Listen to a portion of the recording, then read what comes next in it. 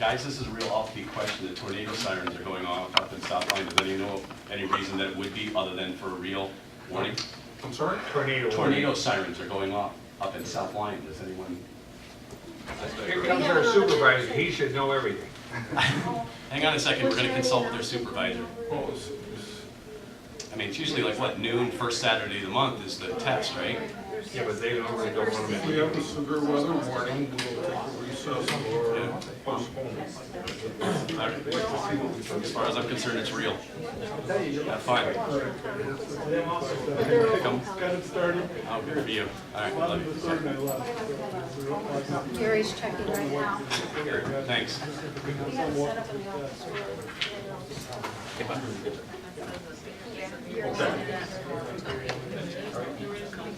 All right, we've got some business to conduct tonight. Let's give it a shot anyways and see if the weather cooperates. Call to order, and now we need roll call. Bart Kahn, Here.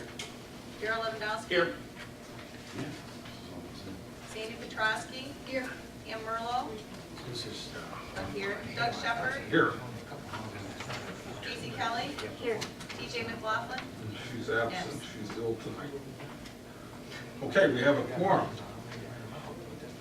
And now to move along, the next item on the business is approval of the agenda. I'd like to make a motion that we approve the agenda as presented. Is there a second? Second. All those in favor say aye. Aye. Opposed? Motion passes. We have an agenda. We're going to open up to public comment, but before we do that, I want to give people because we're conducting a public hearing tonight, I just want to remind people that the public comment period that we have at the beginning of the meeting is not part of the public hearing for the proposed zoning ordinance. So if you want to speak to the proposed zoning ordinance as part of the public hearing, please comment during the public hearing and not during the public comment portion of the meeting. So with that, I'd like to open up to public comment. And Ms. Cook was first. Yes, I have just checked weather.com from Detroit, justweather.com, and your weather advisories are up in Pontiac and Oakland County and way west and a little north. They're not coming, they don't have a weather advisory for here. Thank you. Okay. Is that what Thank you you. asked me for? Yeah. Did you have something, Ms. Hamilton? Yeah, on the minutes, I appreciate the fact that you had a discussion of a letter that I submitted since I could not be here. But I find the minutes to be very confusing. I don't find where they particularly explain to me, the reader, what action, if any, the planning commission took. And specifically, it says intent of a state residential district changing height exceptions up to 100 feet for farm structure requires further study by the township. So I understand that if I want a silo of 100 feet, potentially this is not being allowed under this part of the minutes. But that's the only one that tells me what your discussion was. It says temporary herdsman house for animal husbandry. It doesn't tell me your deliberations or your conclusions, with the exception of the height restriction. I just would ask in the future that your minutes be more clear to those of us who read them. Thank you. Anyone else? All right, we're done with public comment. Correspondence. I think Ms. Cripps. Yeah, we have a letter I received today from Ann Arbor Charter Planning Commission, and they have filed a notice of intent to update their master plan. So as they go through the process, at the end of their process, we'll get a copy of it for comment.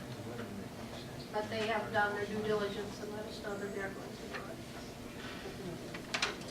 it. Okay. Okay, At that point, we're going to start tackling the draft zoning ordinance. And I think what I want to do to kick this off before we do a motion to open the public hearing is I'd just like to provide a little background, okay? And And that is the current zoning ordinance was approved in 2001, and then it's been updated in 2005 and 2007. The new proposed zoning ordinance has been developed over the past 2 years to be a user-friendly rewrite where land uses and dimensional standards are organized into tables that allow easy identification and cross-reference. Application and review processes have been consolidated and standardized, so it's a real improvement. In addition, some content has been updated to reflect the evolution of the township's master plan and development priorities. Now, everybody needs to remember that the Planning Commission does not adopt a new zoning ordinance, the Township Board does. The role of the Planning Commission is to orchestrate the professional work and the citizen comments that must be considered, conduct reviews, collaborate with the stakeholders, and eventually approve a draft zoning ordinance that is then given to the Township Board for further review and possible adoption. So we're working through that process here tonight. So with that in mind, right, just, you know, the Planning Commission is not going to send forward a draft zoning ordinance that doesn't take into consideration the public comments, nor have the support of the township professionals and a majority of the Planning Commission members. Our work tonight is going to focus on soliciting public comment that will be given due consideration by the Planning Commission, the professionals, and the Township Board. After the public hearing, there will be a business item discussion regarding the zoning ordinance, and that should focus on identifying any commissioner concerns or questions that may require further study and a time frame for follow-up action. And so that kind of sets the stage on what we're gonna run through here tonight. Okay? So at that, I'd entertain a motion to open our public hearing. If someone wants to make it. You need a second? Or you need a motion? I need a motion. I make a motion to open up the public hearing on the draft of our Salem Township ordinances, dated, I think there was that, May 7th, 2013. May 7th, 2013. In a second. Okay. We need a roll call vote. Sandy Petrowski, Yes. Pam Merlo, yes. Casey Kelly, Yes. Darrell Lewandowski, Yes. Art Kahn, Yes. Doug Shepherd. Yes.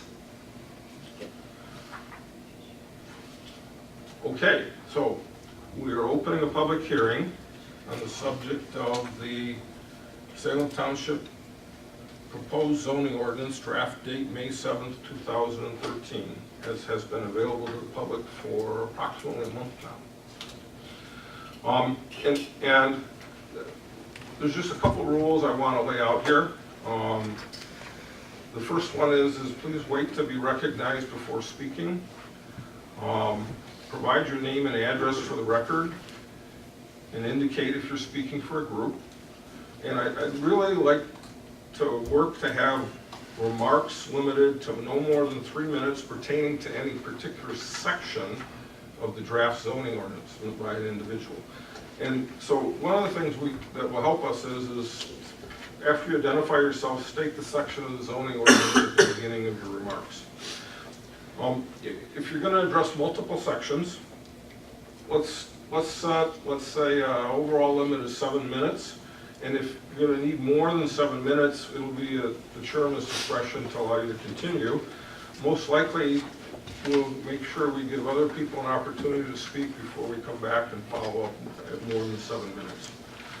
And if a previous speaker has made points that you wish to make, there's no need to repeat them. You could simply indicate that you agree with that speaker, and that could help us with time. So that's the procedures, right? And so now, at this point, do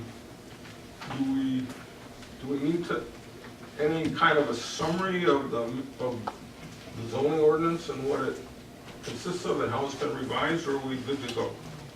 I think you're good to go. Actually, your introductory remarks, I think, set the stage very nicely. Okay. So at that point, I'd like to invite Public comment. Mr. Samhat. Back again. I'm Donald Samhat. My address is 115 North Center, Suite 204, Northville, Michigan. I'm the attorney representing Salem Industrial Association, which is a group of property owners in the General Industrial District, which is primarily along Chubb Road. I had submitted a letter with a little outline as requested revisions. I hope you have received those. I won't belabor it because we've discussed many of these in the past. I'll just hit some of the bullet points here in the sections that I'm asking for consideration to revise under the proposed ordinance dated May 7th. The first one is under the proposed ordinance. It is actually section 30. It's a schedule. It sets forth the setback, front yard setback, and side street setback at 65 feet for properties within the General Industrial District. We are requesting that you consider a 50-foot front setback, and that setback under the ordinance is from the road right-of-way. So the property owner's front property line is actually 33 feet further, but because of the road easement, which goes 33 feet under these people's property, it is 50 feet from the road easement, or essentially 83 feet from the front of their property line. The reasons why I asked for that, I put a couple of reasons in this. The first one was that the other setbacks for light commercial is 35 feet, general commercial is 50 feet, single family 40 feet, multiple family 50 feet, rural district 50 feet, rural district RC 60 feet. Frankly, there's no justification as to why you would need something larger for general industrial, since the entire area is set up to be general industrial. Second reason was that if the farther back the building is supposed to be set from the road or the front property line, the less usable general industrial property you have there to put things in behind the building, so to speak. And as you'll recall, a big issue for the general industrial district is the outside storage, and we'll talk about that section a little bit here, but the closer the building is permitted to go to the front, the more we can put to the rear and have the storage all in the rear. So it simply just makes sense to have the building be permitted to be closer to the roadway so we can put more behind the building. Also in the outdoor storage, it is permitted to have front storage, so the closer we move the building to the front, the less likely we are going to have front storage in the general industrial district. Second reason is that even with a 50-foot yard setback, there's still sufficient area to comply with the other requirements of the ordinance as it relates to the landscape strip that has to be 20 feet, which is section 3.023E, and a 10-foot green belt within that landscape strip, which is required in 60.090. Point D on this is to why we would request that it be 50 feet. Again, it allows for more area to the rear of the building. Thereby, we're putting a less demand for more general industrial district. And the logic is as follows. If I have to have so much space to store my outdoor equipment and operate an industrial operation, if I don't have enough area behind the building to do that, I then have to start buying properties adjacent to us in order to expand. Well, if one property owner then starts acquiring more just to accommodate their own business, suddenly we're only going to have a few businesses that are using up all the general industrial that's currently zoned that, and you're going to be faced with a greater demand for more general industrial district because other businesses are going to come in and say there's simply not enough parcels available to build in your community. So therefore, they're going to request rezoning issues. So we're actually eliminating the demand for general industrial by having that post setback. The other point, which is E, I previously provided you other communities who have setbacks for general industrial. Northville Township, 50 feet, Salem Township, 60 feet, Plymouth Township, 40 feet. And the last point is F. Although the current ordinance does not reflect it, it has it at 85 feet. At that time, it was supposed to be 85 feet based upon apparently very many meetings that took place just like you've had. And these same people had come and talked to the planning commission, and it was represented to them at this level that the setback was going to be 80 feet, 5 feet from the front property line, which would then have been 52 feet from the road right-of-way. Unfortunately, that did not get into the 2001 ordinance, and actually it wasn't really a point of contention until it came up for review here, and it then gets discovered at that point. So that's what the requested, is with regards to the setback, front yard setback, and the side yard setback for corner lots. The second issue is the outdoor storage area in the general industrial district. The definite, A and B I've outlined, I believe those have already been acknowledged that those changes would take place. However, as a result of the discussions and the meetings we had, there has been some revisions to paragraphs 3 and 4 of section 40.503. So if you look at that, in 3, it says it requires fencing or wall around the entire outside storage area and not just along the boundary line of adjacent rural residential. As you'll recall, we were opposed to having to put borders and walls and berms and landscaping between general industrial because it made absolutely no sense. Why do we have to buffer each other? But when there was residential or rural, we could see the logic of having some kind of a buffering fence, wall, whatever under the ordinance. So there was no opposition to that, and that's where the revision was to come into play.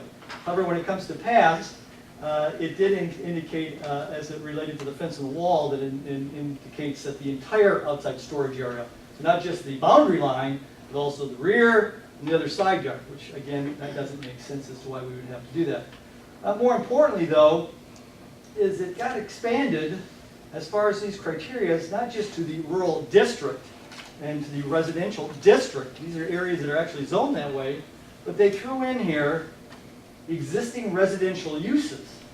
Now, that's a big issue because there are some residential structures in the general industrial district. And in fact, after having meetings with Mr. Nanny and Donna, it appeared that these homes had actually asked to be built in the general industrial district, and at the time it was permitted. Under the proposed ordinance, that would not be permitted. So essentially, these homes are located in general industrial, they're non-conforming structures, they are permitted to remain, and traditionally, when you have a non-conforming structure, as it indicates in one section of your ordinance, it's not favored. We want to try to have it so where you can't rebuild, you can't expand, you can't do those things. However, in this particular case, as far as residential is concerned, they softened the non-conformingness, if you will, so to permit them to get mortgages, essentially, is what it came down to. Because what had happened historically was that mortgage companies started now checking zoning and saying, wait a minute, your zone, commercial, retail, industrial, and therefore we're not going to give you a mortgage because if there's a property loss, that building cannot be rebuilt, and therefore we have a problem here with regards to securing our collateral. So for that reason, that section was added, which is good for those property owners. We're not opposed to that, but what we're opposed to is now requiring the general industrial properties to have to put fences, walls, landscaping adjacent to those properties simply because they're a non-conforming use and simply because they're a residential use. When those people came there, they knew it was a general industrial district. They knew if they wanted buffering and screening, they were going to have to do it because under the current ordinance, there's no such requirement for fencing of any kind or landscaping of any kind between those properties. So what we're asking you to do is to eliminate that reference to existing residential uses, just because of the nonconformity issue. In fact, what we're doing is we're shifting the burden on those property owners to screen themselves over to the general industrial property owners. So we're treating these people as if they're properly zoned, just like a residential district is, which doesn't make sense when you sit down and consider it. Also, we're now shifting the financial burden over to the general industrial people. And the problem comes in, there can be a general industrial building, but the minute we want to put an addition on, now you have to comply with the ordinance as it relates to the buffering, the screening, and all those types of things. So that does not make sense. I think one property owner recently had to incur a cost of something like $50,000 for fencing around his property, and he did it just to get through the process, if you will. The next issue was, and I already touched on this, was the entire storage area had to be fenced or walled under paragraph 3, but under paragraph 4, which requires the buffering, the screening I should say, that only requires it along the lot boundary. So I'm saying for consistency, we should, if there's a fence or a wall required, just along the boundary, just as with screening, it's just along the boundary. And that, again, would only be with regards to ordering residential districts or rural districts, not existing. And in the current ordinance, there's no reference to actually residential uses. The next one was with regards to the wall or fence height. under 60.09D, subparagraph 3, fence, and subparagraph 6, masonry wall, it sets the maximum height at 6 feet. Under the outside storage section, it says it must be at least 7 feet. I'm just saying for consistency, it should be either 6 feet or 7 feet, but they should match each other because those two sections are tied in, 60.09 and 40.503. 40.503 says do screening according to 60.09, and that screening talks in terms of a wall 6 feet or no more than 6 feet. So sometimes you'd be having an issue, I think, to present itself as far as what is the correct height there. Also in 60.09E, that talks in terms of parking screening. Again, it's in the general industrial district that I'm focusing on. Obviously, you're going to have parking in other areas, whether it's industrial, commercial, etc. But even there, it refers to, again, there must be screening of parking when it's next to existing residential use or rural use. Again, it makes no sense. Those people knew they were in a district that had those types of businesses and activities. Why put the burden on the property owner that is in the area that's properly zoned to do these things? So we're giving them equal rights, if you will, to these existing residential uses as to those people who were built in the proper zoning district. The other one, the next one is with regards to the requested revision, section 30.203F2, pages 37 and 38. It involves the transition buffer. Again asked that we would have an exception there to provide that a transition buffer shall not be required between an existing residential use or an existing rural use and the general industrial district. Again, because it doesn't make sense in the other arguments. The next revision I asked for involves separate ownership. It was a definition section. It's section 2.03, paragraph 217 at page 239. The reason being is because it blends in discussion and dealings with regards to common ownership, talks about contiguous lots of record, and then it basically says they can all be considered as a single lot of record. The problem with that is it becomes very confusing because there's a very specific definition with regards to combining properties, and this isn't something that's just occurred recently. It's existed on the books for many, many years. It's gone up to the Supreme Court many, many times. And it basically is in all zoning ordinances, including yours, and it says that when you have common ownership of two non-conforming lots as far as size is concerned, they are automatically combined. So even though you may have two separate tax bills, it's treated as an automatic combination to make one conforming lot to avoid the non-conformity that we talked about. So it's, again, to discourage that. The Supreme Court has repeatedly held that, yes, that's legitimate to combine those lots if you have common ownership. Now, with regards to talking about single ownership in the definitional section and then discussing, or separate ownership, and then discussing contiguous lots of record, even, and that includes even conforming lots they're now talking about, they can be viewed and be considered a single lot of record. Now, the issue, the problems that can develop, and one I thought in terms of, what if I have a lot next to residential in the GI district, and what if I have a lot that's next to that lot, so they're two adjacent lots, but it's not next to residential? I go to build on this one lot, theoretically under this section it could be interpreted that separate ownership now includes both those lots, even though I'm only building on one. And now they could say, well, now you must do the buffering, now you must do the fencing along the border of the residential district, even on the lot that I'm not building on. Again, it doesn't make sense. Why would we start blending that in the definitional section that can create that kind of confusion? So if it was explained to me it was to benefit, I don't know how it benefits us, okay? So I would ask you to consider my definition, which purely talks about ownership, and that's ownership of a lot where the owner is the legal or equitable owner in the name of a person, partnership, or corporation or other group. That's ownership, okay? And as far as legal owner, that's the deed holder. The equitable owner would be a situation in which it was a land contract purchaser. They're not considered the legal owner, they're considered the equitable owner, but in that way they have the same property rights as if it was a fee title holder. The last one, the permitted yard encroachments for outside storage. This is more for clarification or to make it simpler for the average user to look at this section. And as you'll recall, in the general industrial district, outside storage does permit encroachments into the side yards, into the rear yards for outside storage. And that's all well and good. However, when it talks in terms about permitted yard encroachments, it does not list a specific exception considered for outside storage, even though it lists a number of other ones. And I just asked that you add outside storage to that list of exceptions to, or one of the listed items of permitted yard encroachments. And it was explained, well, it would be redundant. And I say, well, it's going to be no more redundant than the paragraph they added to 5 for parking, which is off-street parking within the required yard setback shall be subject to the standards of Article 61. We have an off-street parking section also, but off-street parking also permits encroachments into the yards. So I'm just saying for clarity and easier use, because it's user-friendly, as you said, I think it will be easier for somebody to understand that when they go to look at this. A couple of other quick ones. Schedule 30 for rear yard. Schedule 30 shows the GI rear yard to be 50 feet. However, section 30.203H permits a reduction to 25 feet where the rear yard abuts landfill. So we may want to put a notation there with an asterisk or 50/25. So anybody would be aware that, hey, it's only 25 feet if I back up to the landfill on Chubb Road there. The other one is in Schedule 2.05, undefined terms. And there was a drawing at page 249.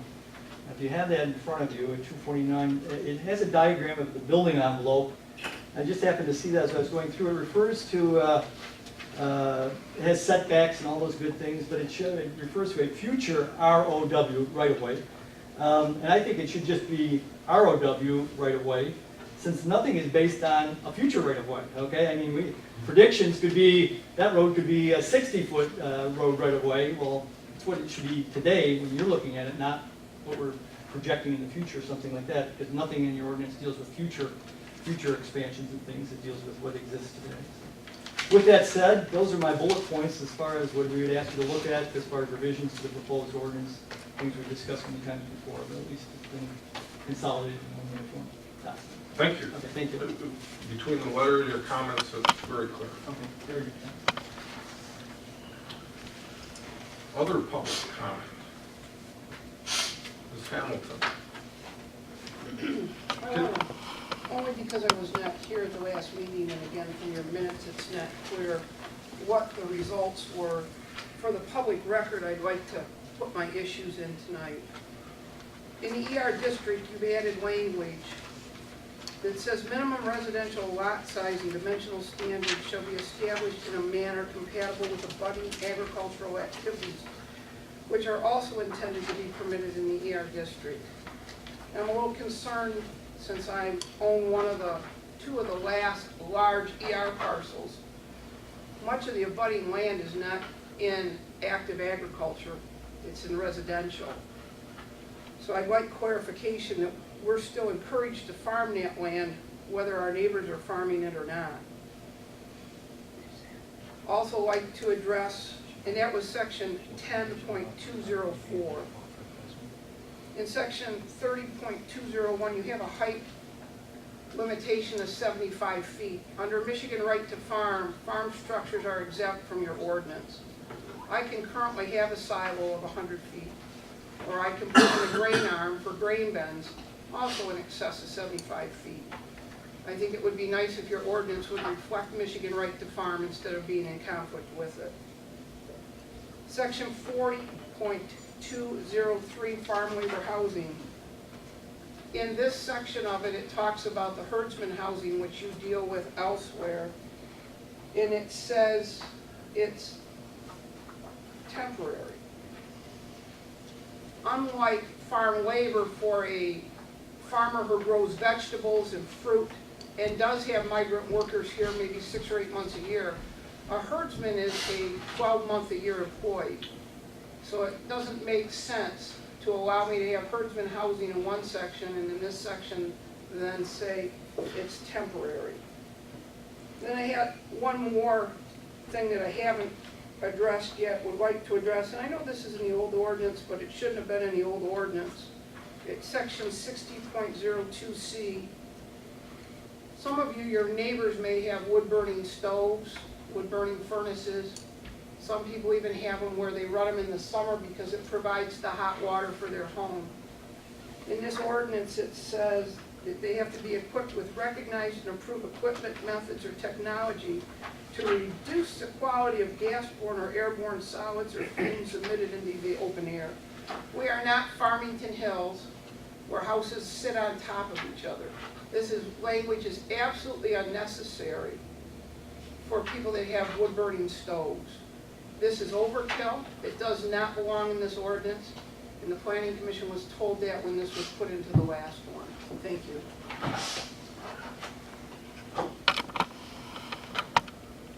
Okay, thank you. Yes, sir, Mr. Horton.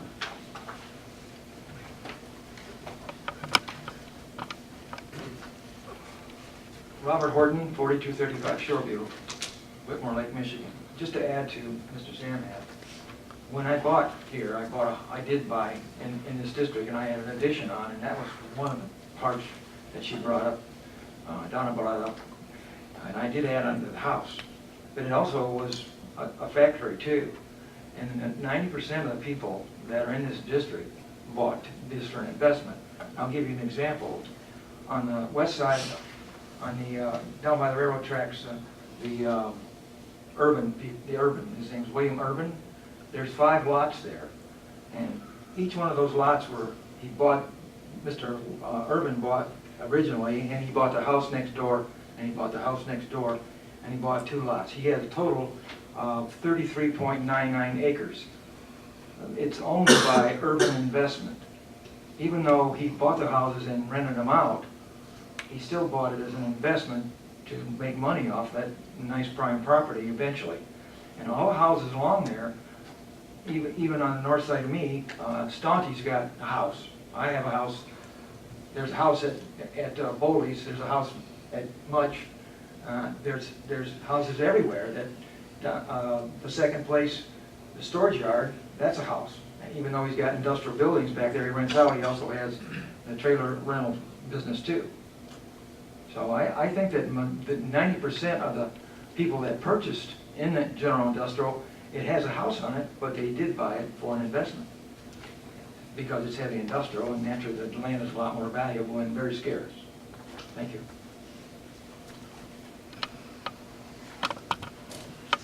Okay, other comment? Yes, sir.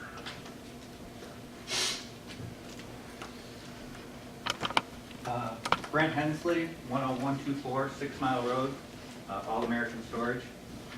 As you know, I've been here several times and spoke out on several issues in the industrial district. And I'm not really going to repeat too much of them right now, but I do want to mention that the language existing residential uses did not exist in the original draft when we started 6 months ago. That was added last meeting. So that was new.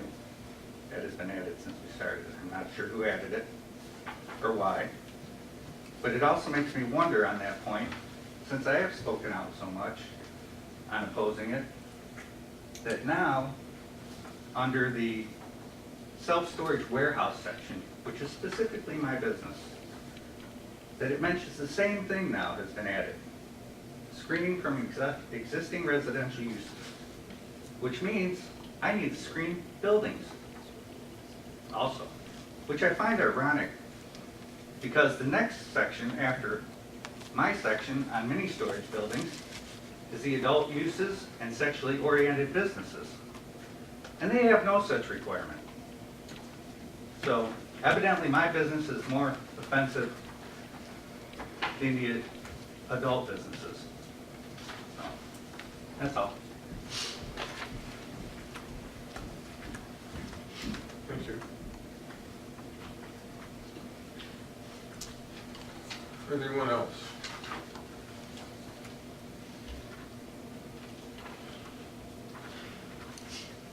Okay, I'd like to make a motion that we close the public hearing related to the draft zoning ordinance at 8:05 p.m. Is there a second? Second. Okay, we need a roll call vote. Mr. Lewandowski.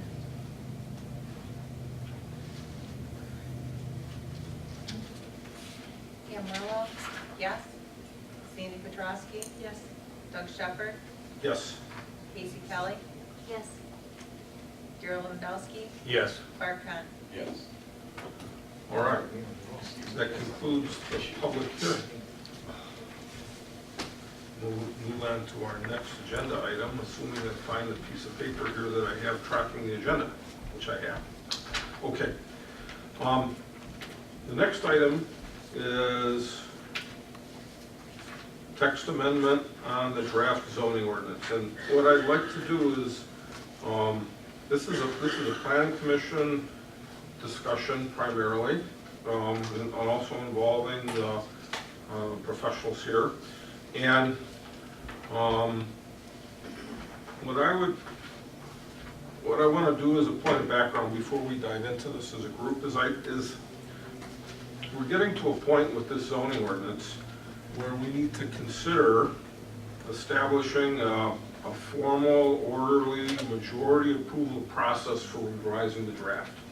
And I don't know if this is the instant to do it, or if we should, if it's a little further down the road, but we need to make sure we're because we've now had a draft up for public hearing, we want to be very clear in what we propose as text changes to the ordinance and where we stand as a planning commission with this, so that we're taking forward what we want to take forward. So, an example would be, let's say I would my turn to speak, and I say I have a problem with the wording of section 40.504, where I feel it's too restrictive, and then I would say I propose we change the wording of section 4 to read the minimum distance between self-storage buildings is 20 feet, right?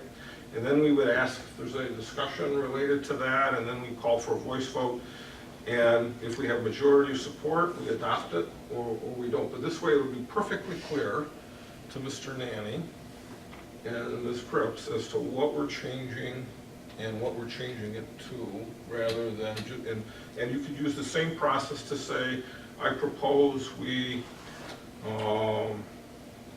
rephrase something as detailed in Ms. Hamilton's comment in the second paragraph of her letter, or whatever. But I think as a procedure, if you agree with a little bit of formality to that, I think that will keep us clear going forward on the changes we make and keep us focused on what we're trying to do. And then it might get us to the point where we're done with this in an orderly manner a little bit quicker, which is what I would like to do. So is there any objection to that proposal from the members of the Planning Commission? Because I think I can just establish the rule, but I wouldn't want to do it if we didn't find that to be agreeable. Any thoughts? Is it too soon? So, who would like to speak? It's fine, I agree. It's good. Go. Fine. Okay, all right. So that's how we're going to handle revisions to the text going forward, so it'll be very clear. And in essence, we're saying as a planning commission, we own this text, and if we need something changed, we're going to propose that change. If we need something studied, we'll ask someone to study, and then someone will have to propose the change. In essence, sponsor it. Okay. So now what I'd like to do is go through for our business item discussion here. What I'd like to do is open it up to questions relating to the zoning ordinance content or definitions or anything you have here based on public comment, based on your studying of the ordinance or whatever. And also allow planning commissioners to propose revisions and let us talk about them if you have something specific you would like us to change to. I would also say that I could recognize Mr. Nanny or Ms. Cripps if they have something that we don't bring to mind that based on public comment you would like to make a suggestion to us. We're open to that. And I want to go through that process for a half hour, 45 minutes, whatever it is for us to get comfortable, and then we need to get a sense of where we stand with the zoning ordinance and whether we think we're ready to forward it to the board with recommendation, postpone further discussion to allow further study or consideration of public comments or whatever we're comfortable with. Okay? So that's what we're going to do. And at this point, I'd like to let the people up here at the head table have an opportunity to ask some questions and make some suggestions. Who would like to go first? I'll go. Okay, Ms. Kelly. Um, Put your mic on. yeah. I guess I would just like to hear from Ms. Cripps and Mr. Nanny regarding what was discussed during public comment. In the letter from Mr. Samhat and Mrs. Hamilton's comments regarding those issues, to me they were really very clearly laid out. They made sense. I would like to hear from you if there's any reason regarding any of those points why we couldn't make those revisions. Okay. I can certainly do that. If you'd like, I can start with Mrs. Hamilton's comments from her letter. She mentioned the concern about the ER district and making it clear that agricultural activities are permitted and it doesn't matter what's going on next door. I thought her change was a very reasonable one in the language, and that for that purpose statement, I'd recommend that be incorporated. The second item related to height exceptions for farm structures. The Right to Farm Act is an interesting act. She had said that the height was entirely preempted.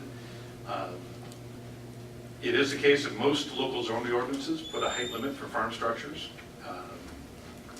75 feet was a carryover from the current ordinance. We didn't make a change there. I certainly I think that her suggestion of moving that to 100 feet is a good one, and it may be appropriate to simply add a statement saying except where otherwise preempted by the Right to Farm Act, because that is true that in some cases the Right to Farm Act is going to come into play in the process, and that would make it clear that we're not trying to conflict with that act in any way. The third item related to farm labor housing, I thought also she made a good point. This was the original farm labor housing language from the current ordinance focused only on temporary housing, essentially migrant labor housing. And out of the discussion, earlier discussions, that we've added in this additional language. And the word temporary is not necessary for this provision. The farm labor housing has its own review process, and also there are state laws that apply. Whatever character of the housing is temporary or permanent, I think that I don't think we need to keep the word temporary there. I think we can delete that as she suggested, and the provision will work fine. So I would recommend making those three changes. Would you like to go through the Mr. Samhat's letter? She also got. She mentioned wood Oh, stove. I apologize. At the wood burning stove, at the We backside. can do it by section, because there's some specific recommendations, and why don't you give us The section an number. opinion on each of them? Yes. Well, the last one that she commented, and I apologize, I wrote on the front. Section 60.02C, this is performance standards. This is the language that references state and federal laws related to pollution, related to noise, odor, and other aspects. And for the most part, it's a reference. It's simply saying that these other rules apply, and it gives the township a hook essentially into having some ability to go after people that are violating those issues. Primarily, we're talking about intensive industrial operations or perhaps commercial operations. The language, though, as drafted, does apply across all the zoning districts, so it can apply to farming operations that, for whatever reason, have a pollution aspect.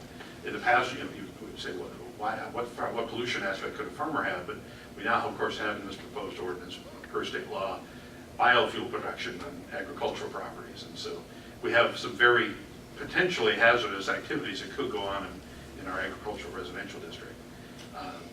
And so there is some reason to apply it beyond the industrial district.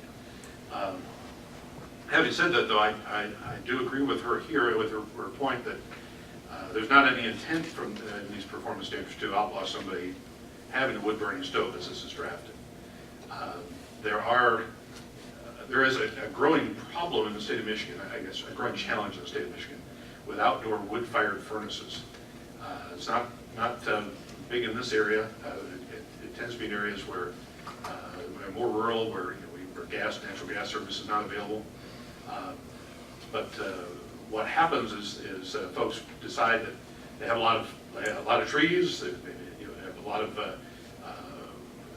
large area for wood supply, and they realize they can save a lot of money on their winter heating costs by heating with wood. And so they build a furnace outside and run the proper equipment through it, piping through to the house to allow that furnace to essentially work as their primary heating source. Some people build them correctly and put a large chimney on it, tall enough that allows that smoke coming out to disperse properly. They also design the unit properly to minimize soot, minimize smoke and particulate pollution.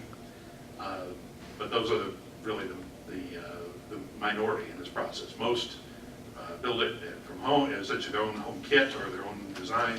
Often the chimneys are far too short, and essentially what happens is the next door neighbor gets a window full of smoke in the spring and fall when they open their windows.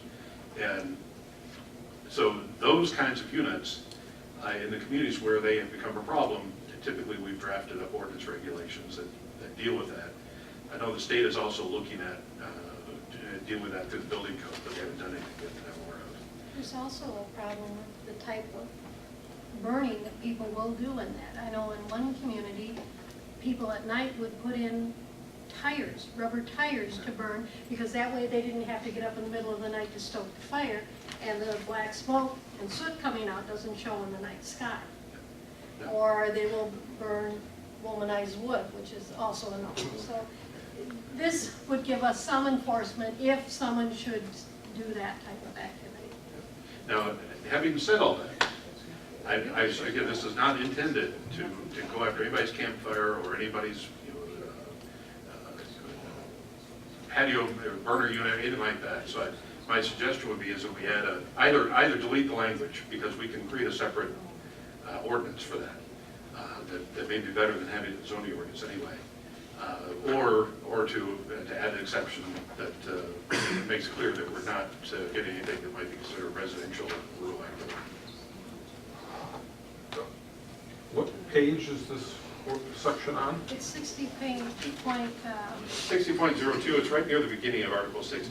it's 61 and page 62. Entry. Item C, if that helps. It's item C, dust, smoke, soot, dirt, fly ash, and products of winter. I see page numbers called 60 dash 60 something. dash 1. Yeah, 60-1 is 60 dash 1? Dash 1, first page, Article 60, the very bottom. Okay. Should be May 7th, 2013. But I don't have those pages. I don't have those pages in my draft 13, May 7th. I got extra copies. There's only one. Yeah.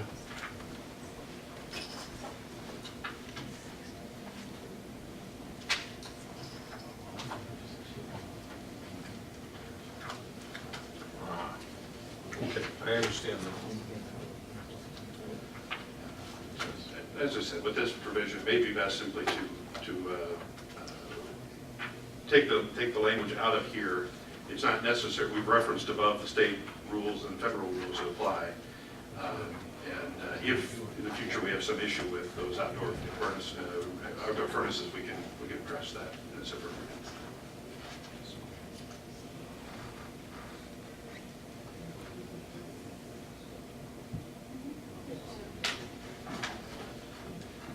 Can you clarify for me, when we're talking about height exceptions also, were you saying to leave it as 75 feet and square feet? Right to fire exemption for parentheses or were you saying to say just move that to 100? You're suggesting. I think that's a valid change. Thank you. The question was, just for reference about the farm structures height. My suggestion there was to follow Mrs. Hamilton's suggestion to change it to 100 feet and then add that language about the right to farm act into it. I thought we were gonna look into that and see what, the surrounding communities. We don't have a silo in the township, but I understand it's over 75. 75 feet has been typical in the past. Some communities have set it higher for the reasons that Mrs. Hamilton suggested, that some equipment, farm equipment today is taller than that. Primarily, where the issue comes into play, the Right to Farm Act is also coming into play. The reason to keep the number there is the Right to Farm Act may change in the future. And then the township ordinance would apply in that case. It's better to have a regulation in there simply than reference the Right to Farm Act, make sure there's no conflict. You still have the floor. So wouldn't it be better than to leave it at 75 feet, because the Right to Farm Act is going to trump the height, so that it didn't make any difference as long as it was a farming issue? The height would be increased because it's a farming issue, but for all else, it would be 75. Well, I understand that thought. Mrs. Hamilton has a point, though, that the equipment today, silos and other equipment, are taller than they have been in the past. We're moving to a different type of farming. More farmers are doing their own processing, and so they need larger structures to deal with that. So I think 100 feet is a reasonable change there to recognize the change in the character of farming equipment versus when this ordinance was originally adopted. Okay, we're trying to go through, I think, the question Ms. Kelly had, which was to get your opinion related to Ms. Hamilton's and then Mr. Samhat's points. Yeah, this was just a comment on one of the items related to Mrs. Hamilton's note. Do we want to move on to Mr. Samhat's letter then, or? Yes. Okay.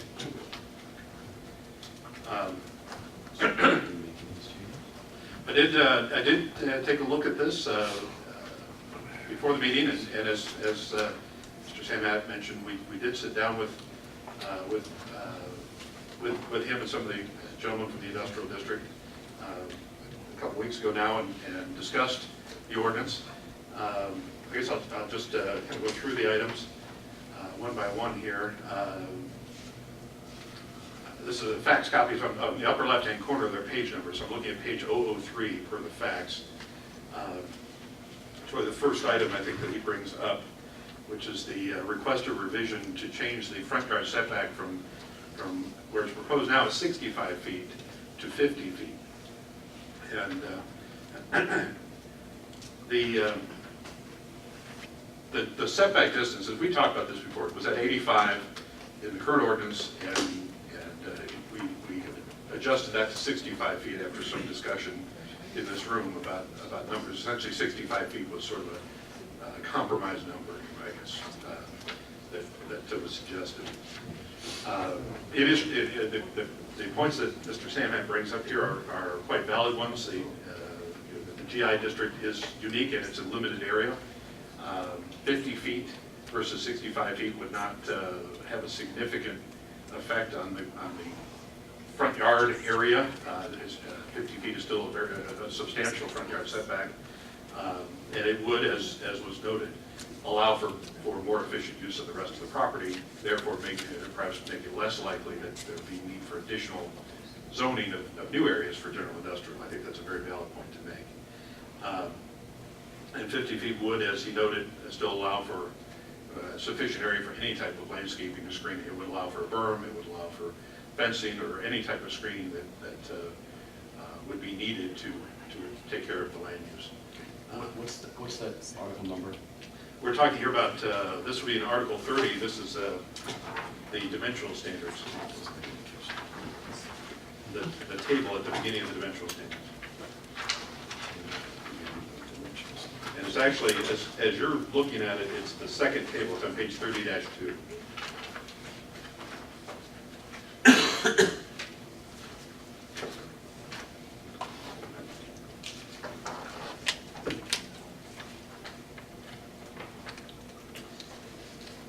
So having said that, I think that they have made a valid valid argument in this case. The number really is one that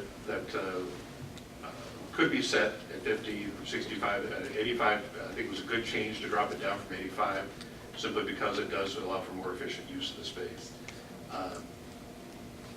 I would have no objection to making the change to 50 feet. It's a choice we have to, as a commission, make. That's right. Yeah. That's right. And we have a suggestion from Mr. Samhat as what would be appropriate and why. Do you agree with what's being done? I'm not much to cap the other townships or anything, but is that still, do you agree that that rings consistent with nearby townships? The numbers they quoted are correct, yes. Okay, because I think we heard as low as 40, as high as 60. And those are current numbers. The one thing I would suggest, that if we do change the setback for this district to 50 feet, that we should look at the research and research applications district, which is currently set larger than 50 feet for a front yard setback. And as a district, at the very least similar in character, in that it's intended to be a Which more district? intensive activity. The RRA district, this is the district. RC? RRA, it's the special district in the urban service district. It's where Johnson Controls was proposed to go years ago, that area. We have 65 feet as a setback now in that district. Yeah. The other district I would suggest looking at, no, that was it. That's the only one that was over.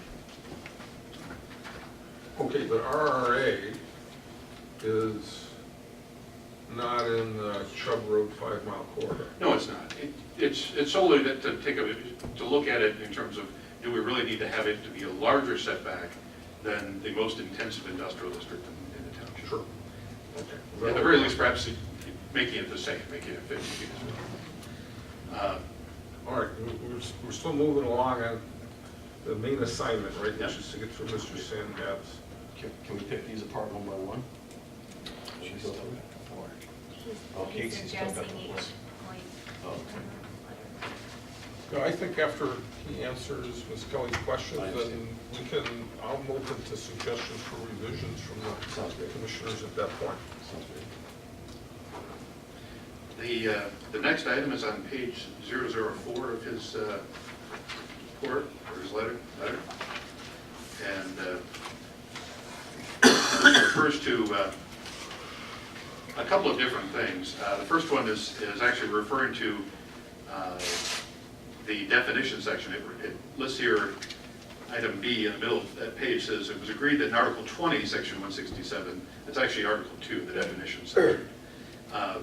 The definition of outside storage would read as follows, and that's true. We did agree to make that adjustment to the definition, so I would have no objection to that.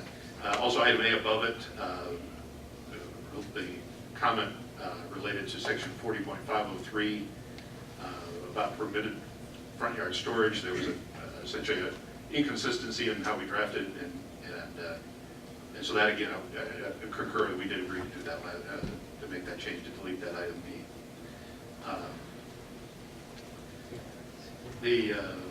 Item C at the bottom of this page refers to section 40.503.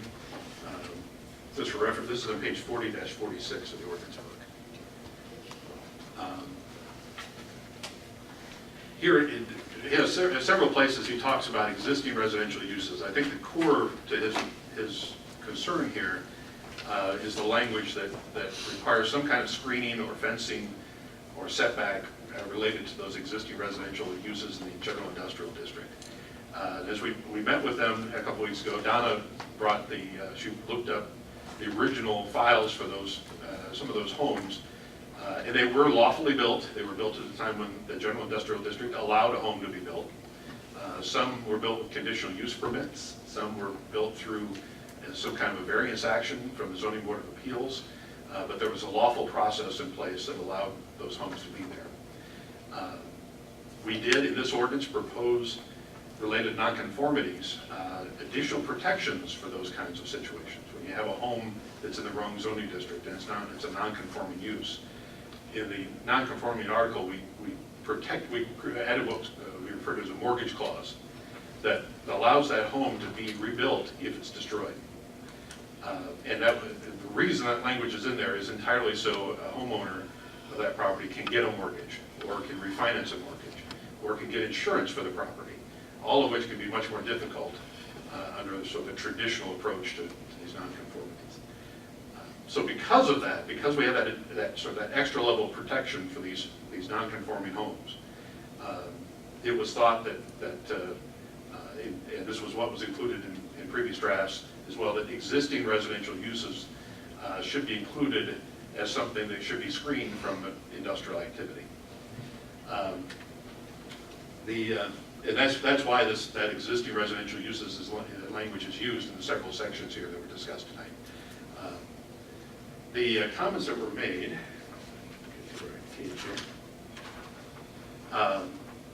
Mr. Horton made the comment that these homes, many of these homes are investments, that they're being rented and as homes right now, but they're really built to purchase as investment properties.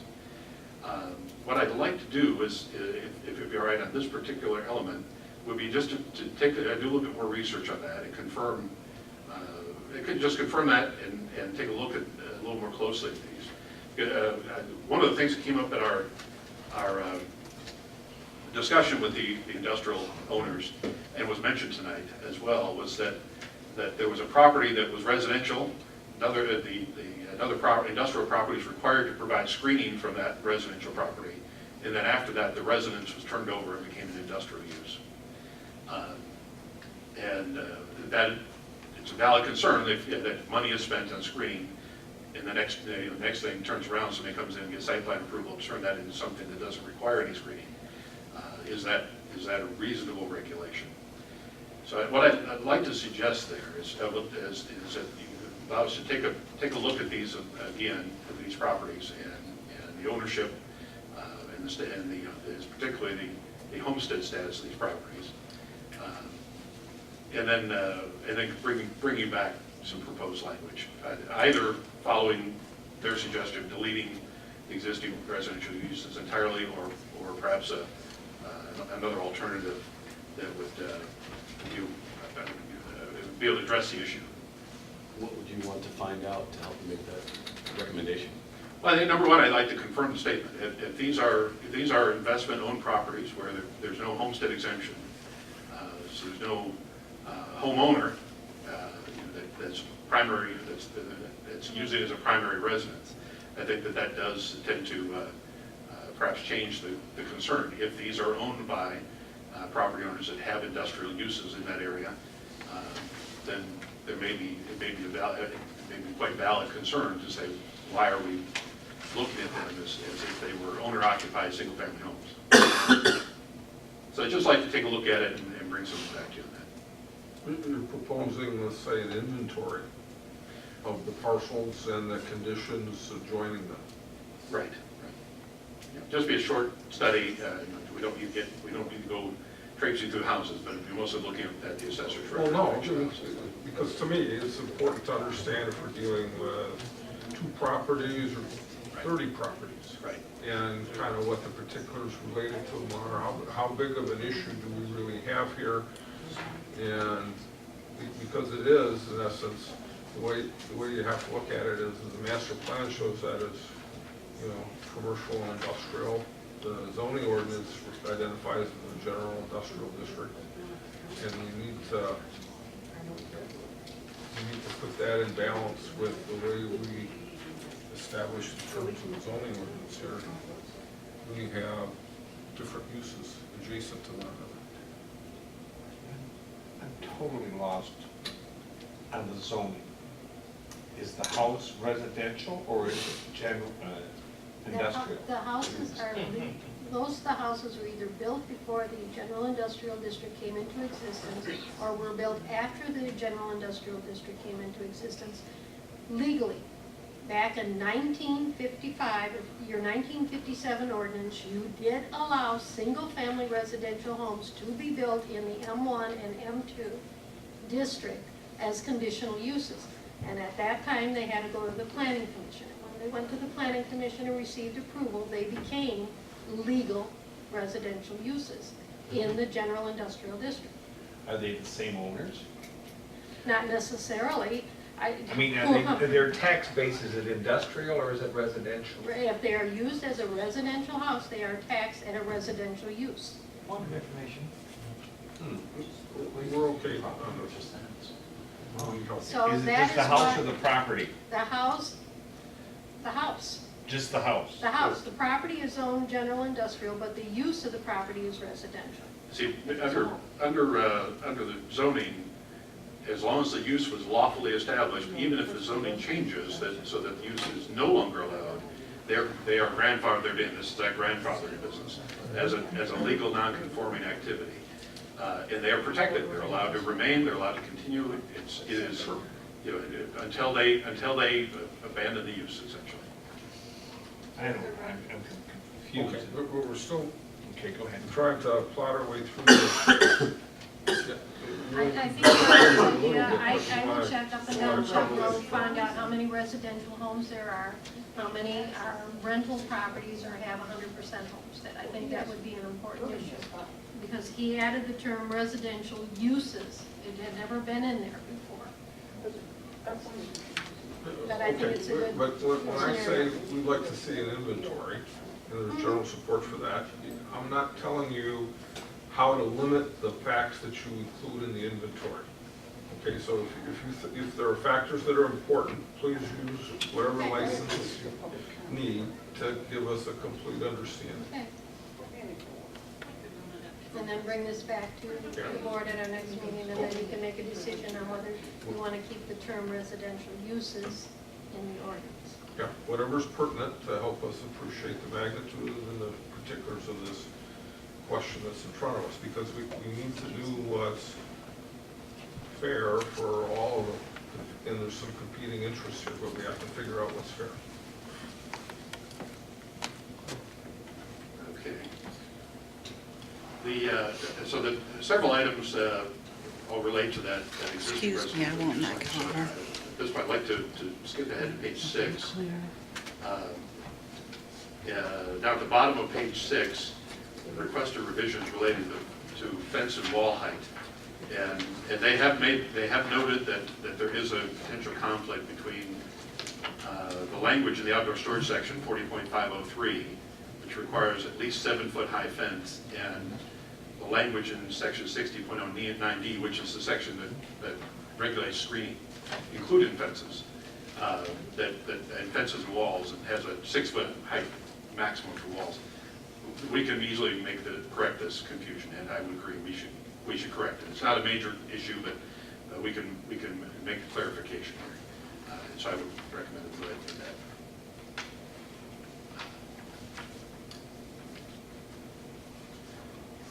The next page, page 007, we again have language related to existing residential use for parking screening. It's item 4 there at the top. This is referring to section 60.09. 60.09 is the landscaping and screening section.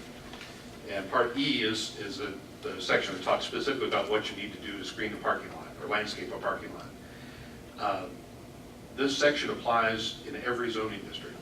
It would apply to a church that is in the agriculture residential district today. If they want to build a church there, as we know, because we just dealt with one, they are required to put screening around their parking lot, even though the properties all around them are also in the agricultural residential district. And so I would not recommend removing the language related to screening of parking lots. The screening of parking lots is not intensive. It's really intended just to provide some softening of the view of the parking lot, and it's something that's required in every zoning district of every non-residential use that has a parking, that wants to build a parking lot. So creating an exception essentially for general industrial, I don't think is a good idea here.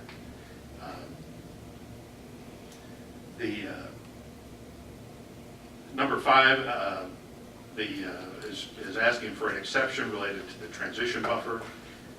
And here again, for the same reason, transition buffers are required.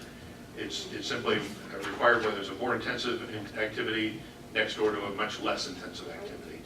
And creating an exception related to general industrial district is not, I don't see that as a good direction to take, where this applies across the board in our ordinance.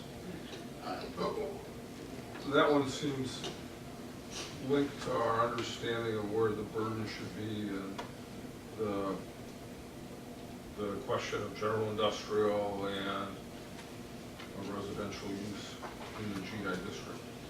I mean, because it's like as you decide what you do about screening, the screening, it's buffers, it's the whole shop. Right. It is, yes, I agree. It is tied into that. The transition buffer essentially creates a space for some landscaping or screening elements to be placed. But it's certainly something we can discuss further when we go over that area.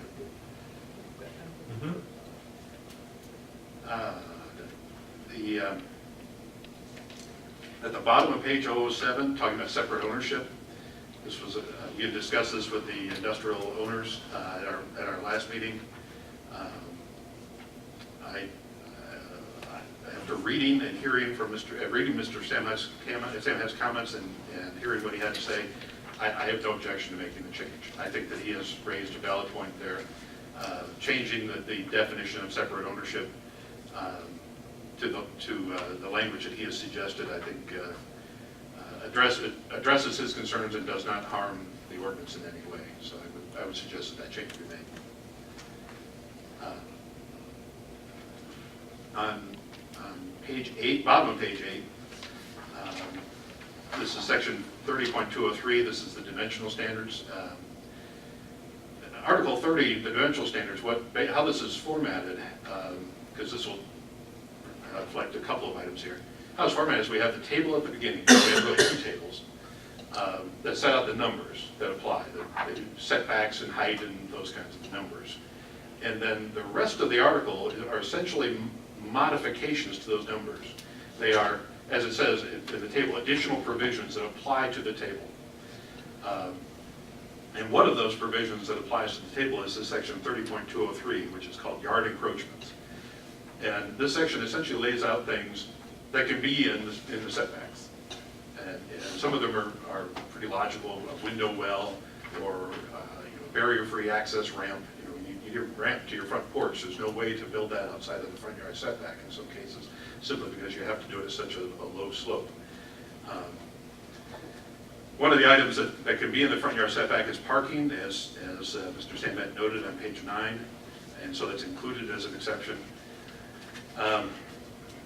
When we met with them, I said I wasn't really thrilled with having a very specific exception noted in this table. All the other exceptions that are in here are general. They apply basically across the township and all the zoning districts, signs and parking and the other elements. This addition of outdoor storage, referencing to section 40.503, is not general. It only applies in one district or two districts. But having said that, that's my author side saying I want to keep it consistent. Adding this language would cause no trouble for the ordinance.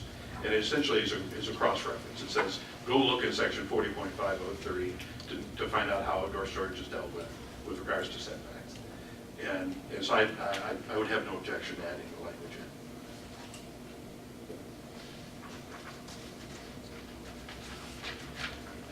The last one on page 009 of his written comments is related to the rear yard and the landfill.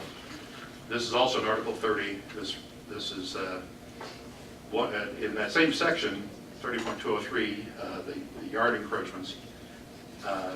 There was the language that allowed a shorter rear yard where the property abutted the landfill. For reasons we discussed previously, very logical. We don't need to require a 50-foot rear yard setback where they're backing up to the landfill. And he was asking that reduction to 25 feet be included in the table and having some sort of a broken line there. I would not recommend making this change simply because it makes the table less readable, not more readable. The table itself has in Article 30, it has on the right-hand column,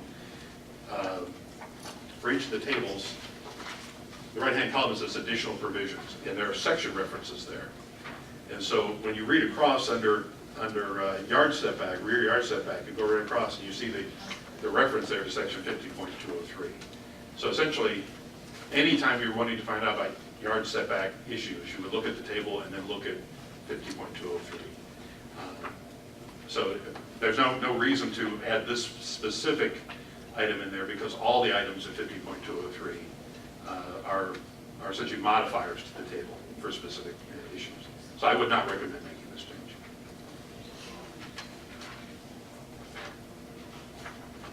I think that covers the items in his report.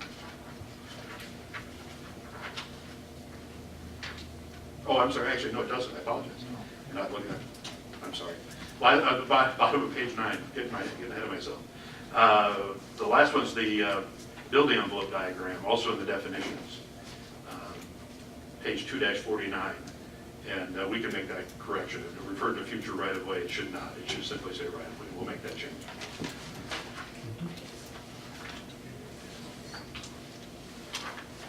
We still have, Thank you. You're welcome. anyone else? Okay. Whose turn is it? We could go with further questions, we could go with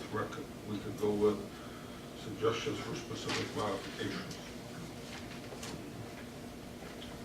Open this to the approach. Should we go down the list? I'm sorry? Should you go down the list? Like on the first one on Mr. Samhad's letter was the setback to change from 65 to 50 feet. Okay. What I'd like to say is maybe we'll go from the back to the front because it seems like the back's easier than the front. Okay, we can do that.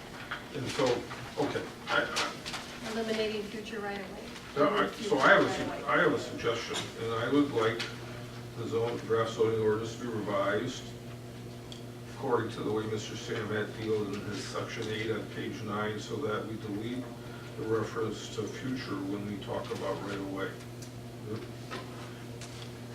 Consensus? Is the general agreement on that? Yes. Just removing the word future from right-of-way. Is there Yeah. consensus? Yes. Yeah, Okay. there's a consensus to do that, so we'll do that.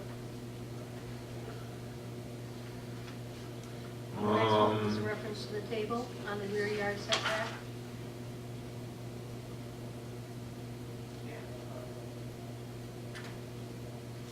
Then, Was that section 503? pardon? He wanted the 25-foot reference placed in the table instead of the reference in the side notes. I have to agree with Randy's suggestion. That's style, not intent. Doesn't change the intent. We like the style, so keep it.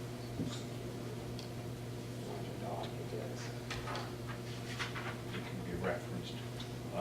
You want to change the table to do the 50/25 when it is referenced. Okay, so that's Is a no. anyone suggesting we change it? No. Okay. The other one then was the encroachment, adding the language of the outdoor exception. Bottom of page 008. Yeah, just adding the language to that outdoor storage. I'm in favor of that, but, Adding outdoor Yes. storage to the Yeah. list of exceptions, yes. Yeah, okay? Yes. all right, so we have Yep. general agreement? Consensus, Okay, the so separate, we would make the change yeah, okay. as And then specified The next there. one then is the ownership, the definition to change to what Mr. Sandrat has recommended. I would like to propose that we make that change. And that we have the request, and we have Mr. Nanning's recommendation to do the same. You agree? Yes. And then I think it was the exception to the transition buffer. And one of the terms was residential uses, which you've already said you wanted to do that survey on. Okay, so maybe I want to ask a question to help improve my understanding here. And I have it here, just let me scan for it. Okay. And the first question I need to, what's the difference between being adjacent to and abutting? They're used interchangeably. I'm sorry? They're used interchangeably, basically, either when you're next door to that property. Okay. Now, am I adjacent to if I'm across the street? The ordinance deals with the across the street specifically, where in some cases there is language related to just uses across the street, but it's pretty rare, and because it's really covered by that landscape strip where there's required landscaping in the front yard to provide some kind of buffer across the road. But typically we're talking about properties that directly abut one another without a road right of way between them. Directly across from one another are considered adjacent? Or No, what I would say is, as far as this ordinance is it yes or no? Okay. As far as this ordinance is concerned, there might be one or two minor exceptions to this, but I just have legally thought in the back of my head that there was something. But in the vast majority of cases, when we're talking about adjacent or abutting, we're talking about two that share a property line, not across the road right of way. As I said, I think there's one case or something that where the ordinance does talk about across the street. And I can't recall the details right offhand. I'd have to look it up. Okay, so where we have, let's say on 5 Mile Road, we have general industrial district to the north, and we have residential district to the south, right? Or rural district, one of the two, right? So the properties on the north side are not considered adjacent to residential use. Right. Okay. Where has that been defined that they are not considered adjacent? Help me with that. Because I have neighbors across the street, our property lines are right on the same line, it just happens to be there's a road there. But you share a property line. Yeah, I understand your point on that. So can we put wording in here that says, except when a road right-of-way is going in between the properties or something? I could double check that. I think the language is there, I just, right offhand, I can't recall the details of it. But I could double check that, make sure the language is there. Okay. Because then I'd ask the same question on Salem Road, where you have a rural use on the west side, north of 5 Mile, and you have general industrial on the east side.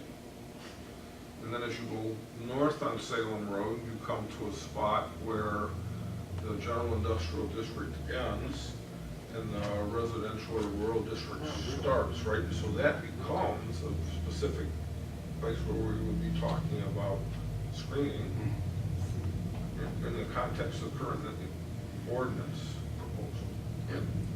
Yeah, typically, anything on the road right-of-way, the screening is that landscape strip that's required in the front yard. And so I think that for the issues that we've been talking about tonight, it's really, there's not additional screening that's required separate from the landscape strip. But I will verify that. I will make sure that it's set up that way. Okay.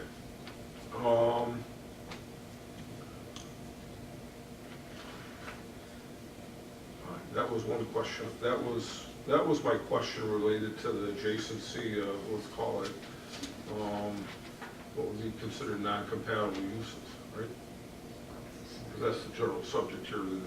The residential and general industrial are not considered compatible uses, and we have that question: how do we handle that in the general industrial district? Where in a few places where it occurs, and it seems like the proposal is to have an inventory and further discussion. And when, in particular, it's number 5 on page 007 here that we're talking about.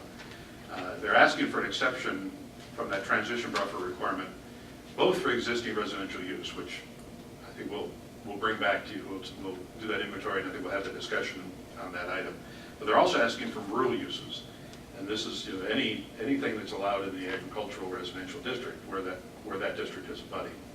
And my suggestion would be is that there should not be any exception for transition buffer between general industrial and the rural districts.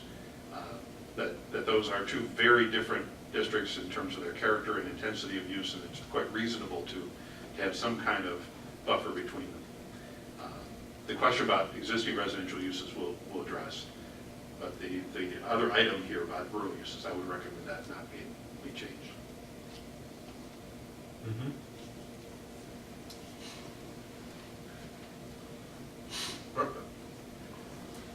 My own opinion is we should protect rural and residential districts, but I'm interested in learning more about non-conforming uses, and I think with further information it'll become clear as to what's a fair proposal. Right, I would agree. I think we should Is there report. general agreement on that point? Okay, so that's how we have to handle a chunk of it, but is there more here we can handle? Yeah, I think number 4 above that is really the same issue, so I think we should just let that lie for the moment. That's the parking item, and mostly it also addresses the existing residential use. The fence wall height. Yeah, so the next one's bottom of page 6, fence wall height. Consistency, 6 feet or 7 feet.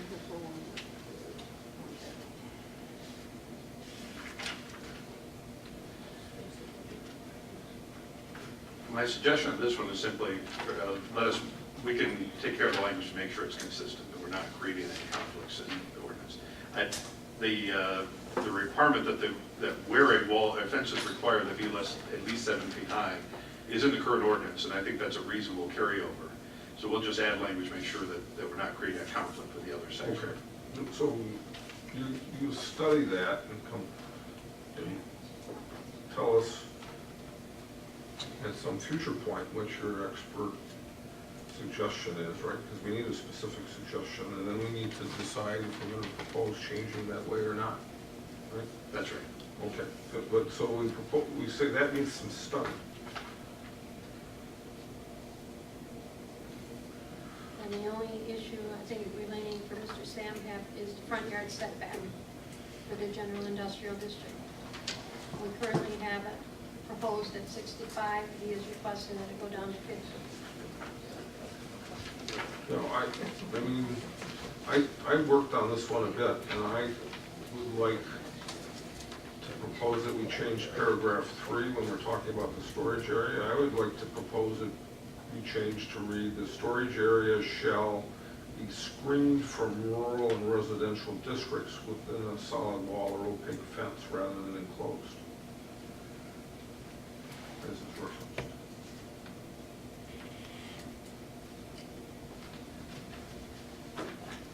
Does that make sense? This So you're is talking about here. the setback, and you, He's actually looking at middle of page Oh, 6. okay. It's, Because I think, you know, I bought the argument completely. And it seemed to be in alignment with the diagram, the way we drew it. So I'm just slightly different wording, but eliminating the reference to enclosed and really saying, we're saying what we want to do, which is the screening, and it's the districts, not the uses. You're talking about from general industrial and residential? Yeah, I'm very specifically talking districts, which is the one transition rather than the non-conforming parcels. There's only one that's on Salem Yeah. Road, the one you're talking about. Well, I think the question of this existing residential uses. I'm sorry? The question of the existing residential uses, let's bring that back, because that comes up about a half dozen times. Well, I understand. But I think the change that he proposes here in paragraph 3, I think is fine. I think they brought up a good point that we're not trying to make them enclose the entire storage area if it has no benefit. The intent is to benefit the neighboring use. So I think the change there is an excellent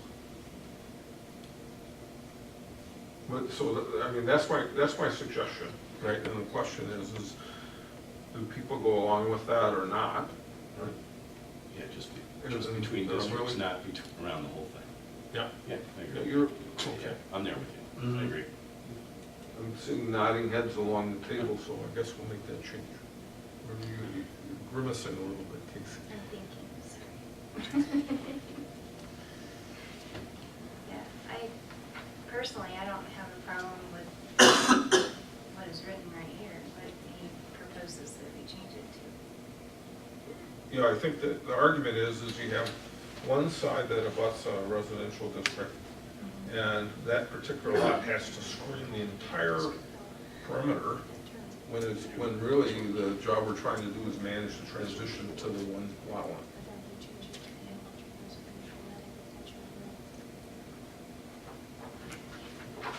So your wording is what? Pardon? What do you propose the wording should be? Yeah, what I propose would do, it shall be screened from the rural residential districts rather than enclosed, by a solid wall or opaque fence. Rather than enclosed Screens would be a row of arborvitae's and nice looking fence. It self-maintains, it doesn't deteriorate, it's just a much. Are we okay on that, on the north end of it? All right. We're making some progress.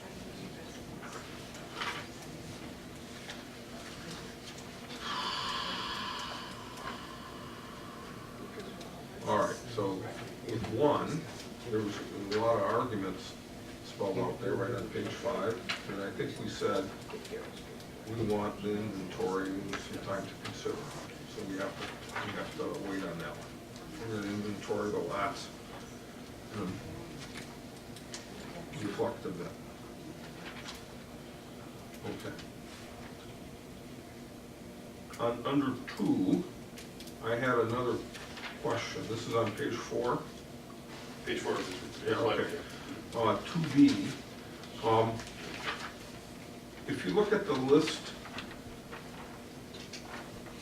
that is shown there, 167 outdoor storage, and then it defines it, okay? And my question is are any of the items in the list in Mr. Samhat's letter not included with the current wording of the ordinance? No, it is consistent with the So, ordinance. so even though there's a difference in wording, we're saying exactly the same thing? Right. Okay. That was my question related to that. So I don't have a proposed change to make there, but I'd be willing to entertain someone else's suggestion.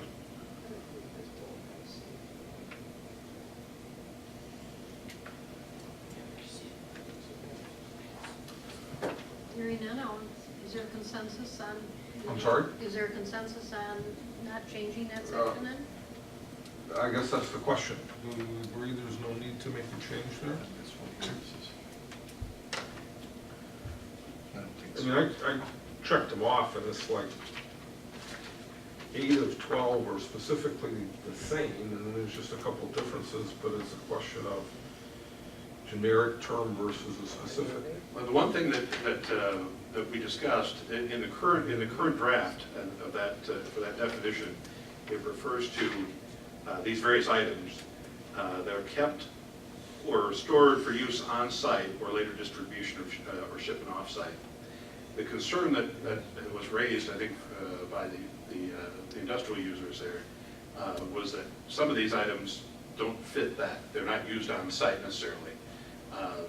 And I think that's why this proposed alternative definition was suggested here. I don't have an objection to this proposed definition. I think it meets the intent of what we're trying to do, and it eliminates any potential concern about whether or not items are stored or kept on site, as our current definition suggests. So my suggestion would be to just go ahead and follow the suggestion and use this definition.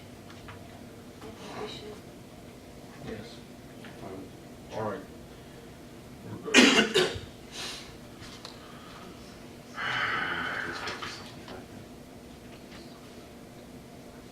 Front yard setback.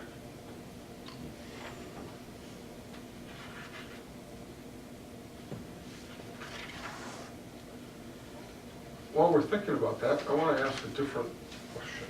It's close related. It's on page 30-2 in the land use and dimensional standards. And this is one of these, let's say, facetious questions, where it's like, what size building can I put on a minimum width general industrial lot with sewer? What size building?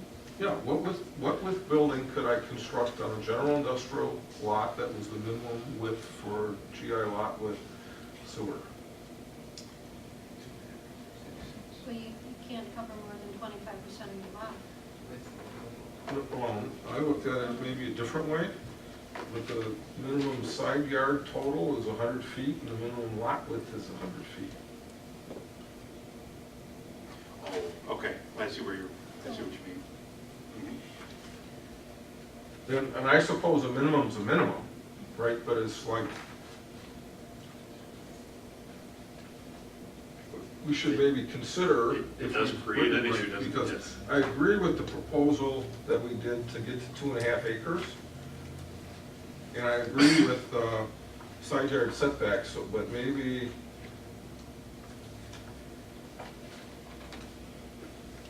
Well, I think certainly we can adjust the minimum lot width upward for the GI district. I think the main thing would be to also do a quick inventory, make sure we're not creating a problem for any existing lots that are in that district. I don't think we are. I think. oh no, we haven't. But we want to verify that. Or we can reduce the side yard setbacks. I'm not sure what's appropriate, but.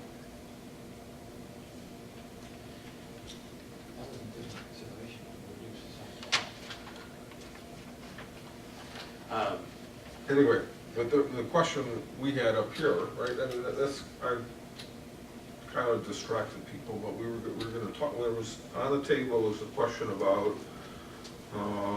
front yard setbacks.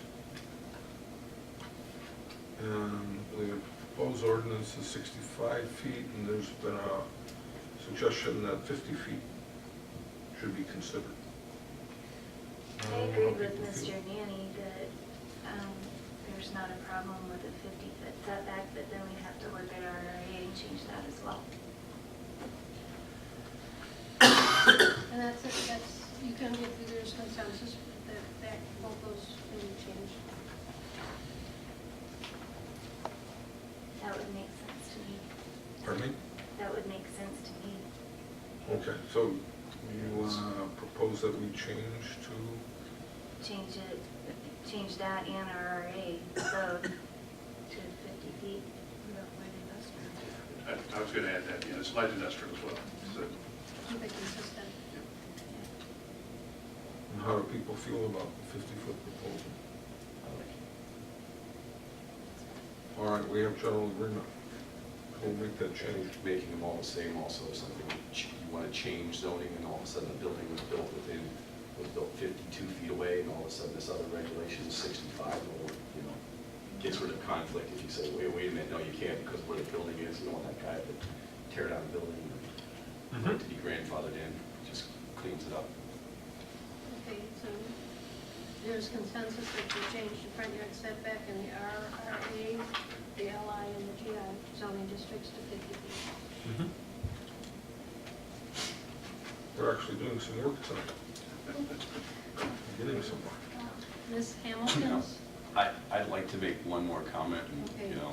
I'm just going to shoot dead snakes here, guys, but I would love to see some sort of note in there that says, oh, and by the way, this assumes that the right-of-way was 33 feet from road center line. Get it in there. I don't want to be shaking my head 10 years down the road here going, they just changed the right-of-way to 50 feet, and now we got to be 50 feet from that 50 feet, and now this guy's property isn't worth near what he thought it was worth. So if we can get something that says, this document assumes 33 foot from road center line right away throughout the entire thing, some all-encompassing statement, that would just, Do we list the rights of way No. for highways in the township? No, we do not. They're in the current ordinance, and we deleted them from this draft, because the county road commission controls that. well, I think the even one, if we're just saying at time of writing this ordinance, it's 33 feet, and then future commissioners, they sit there and say, well, you know, that was based on this 33 foot, so yeah, we're gonna give it to this guy. well, the It one wasn't for suggestion, a new I'm right sorry. away that came through, so if there's just some sort of little asterisk and a note, I would just, I certainly understand the concern, and I understand the thought behind it. The one suggestion would make is that if we're going to do that, it really should apply to all properties in the township, because we have public county roads all throughout the township, and the same issue applies throughout. The county is talking about making changes on Pontiac Trail, where they're gonna have to probably buy some additional right-of-way at 7 Mile to create the intersection improvements they're proposing. It's quite possible that Pontiac Trail or Curtis or 7 Mile or Angle Road, any of those roads could be expanded in the future because of traffic issues. And so the same issue in terms of the usability of the lot and the economics would apply in those other districts. So if we're going to do that, we really should make it a general statement. The challenge with doing that, even whether you do it for this district or for all of them, is we're essentially trying we're essentially establishing, we're having to deal with history. We're all of a sudden having to maintain the history of rights of way, and well, when did that change, when did this change? When really the ordinance already deals with that. If somebody has a problem related to a change in road right-of-way width, that is a valid reason for a variance. That their roadway right-of-way has been reduced, that they developed their property initially under this other right-of-way, and now they want to finish it or do something related to it or add addition. Those are very valid reasons for a variance related to that specific property and that specific circumstance. So for that reason, I would not recommend putting that addition in. But if we do, we should make it general across the make township. a statement that says variance should be granted in the case of, You can't stipulate that a variance well, should be. should be strongly It considered. therefore, it has to look at each case on its own merits. Yeah, unfortunately, we can't do that, but the Can't language at all. for variances, that issue, a change in road right-of-way, is an absolutely valid reason for the zoning board of appeals to consider a variance. And it would fit within some of the criteria that they look at. But it would be an argument that the property would have to make to them. So that's, Personally, I think the definition of where you measure from is very clearly spelled out in the zoning ordinance, the way it is right now. Yeah, well, It may not be the simplest way. well, no, it's defined once you get a right-of-way edge. But being that right-of-way edge is not defined and can change according to county coming in and doing things, or, you know, well, the only time it can change is if the county buys property for a road right-of-way, or the property owner donates land to the county for the road right-of-way. So a legal action has to be taken in that regard, and the property owner is going to have plenty of notice of that legal by action. eminent domain. I don't think there's a substitute for hiring a surveying engineer when you're gonna do something out in front of your yard. Because they're the ones that know how to search and understand exactly what it is at that point. I'm talking about in the event of a change in the right-of-way. This conversation is by Hopefully the this- third time we've had this conversation, and every time it's been on, not necessarily finding the center of the road, not necessarily knowing where the exact property line was either defined or measured or anything like that according to any map. It's the change of a right-of-way. It's, you're taking an unknown and defining it from there. But it's not an unknown, because the legally exists now.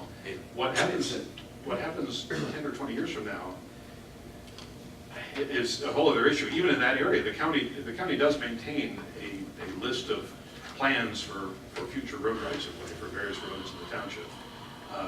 They have no money to go out and buy those rights of way, and no plans to make those changes right now. Usually those involves pretty significant traffic issues or significant development will trigger those changes.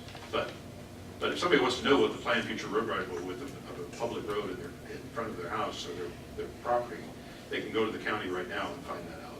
You know, they have maps, it used to be online, I'm not sure if they still are, but, I don't believe there's anything within Salem Township that's, the road right of way is more than 66 feet.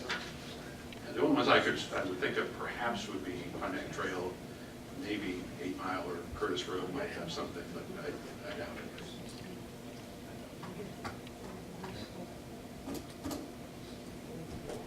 All right, so maybe we've, You want to move on to Ms. Hamilton's yes, conditions? we do want to, so we have 4 points there. The last one she discussed was section 60.02C, the standards. She talked about wood burners being, that section would be overkill for that.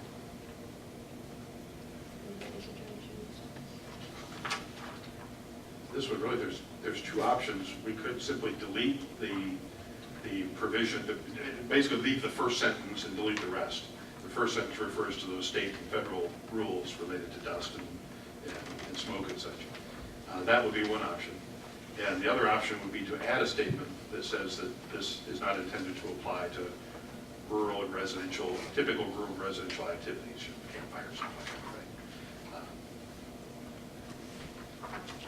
I think my suggestion would probably be on the lines of let's simply delete the conflicting provision. We don't, the federal and state laws apply, we're simply referencing them.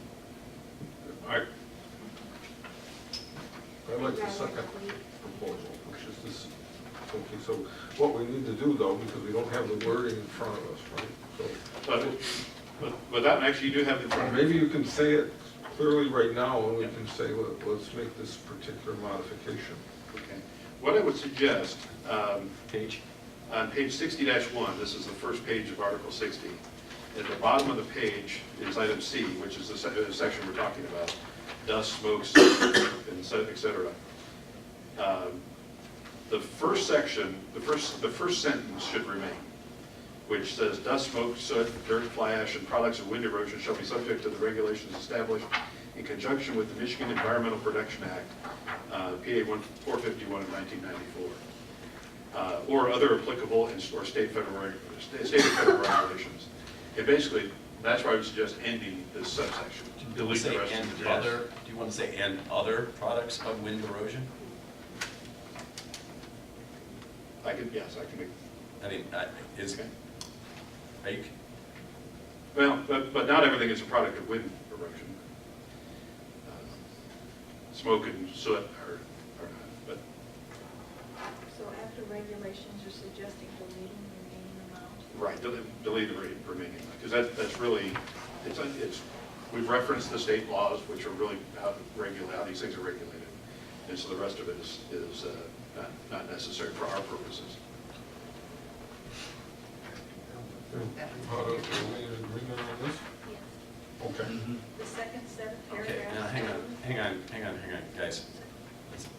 Let me, no person, firm, or corporation shall operate or maintain any process for any purpose or furnace or combustion device for the burning of coal or other natural or synthetic fuels unless such processes or devices use or equip with recognized and approved equipment, methods, or technologies. So as long as I use something other than coal or natural or synthetic fuels, I'm exempt. No, we're taking that sentence out. You're You're taking that one out. You're taking that one out. You are only going to be controlled by Public Act 451 of 1994 and any other state or federal regulations that the EPA will decide to put on. You're nuking that total second. Okay. Yep. Then I'm- What about the All right. second paragraph? Second paragraph too. Second Well- paragraph is being deleted too? Yeah, the second paragraph, it's on top of page 60-2. Yeah, refers to the drifting of airborne matter beyond the lot line. This section could remain because this is basically referencing the wind-borne materials, and I don't think that would cause any trouble to leave that. You're going to delete it? But we could leave it or delete it. This is really to your preference. I don't think it creates any conflict to leave it in place, because it's specifically we're referring to products of wind erosion.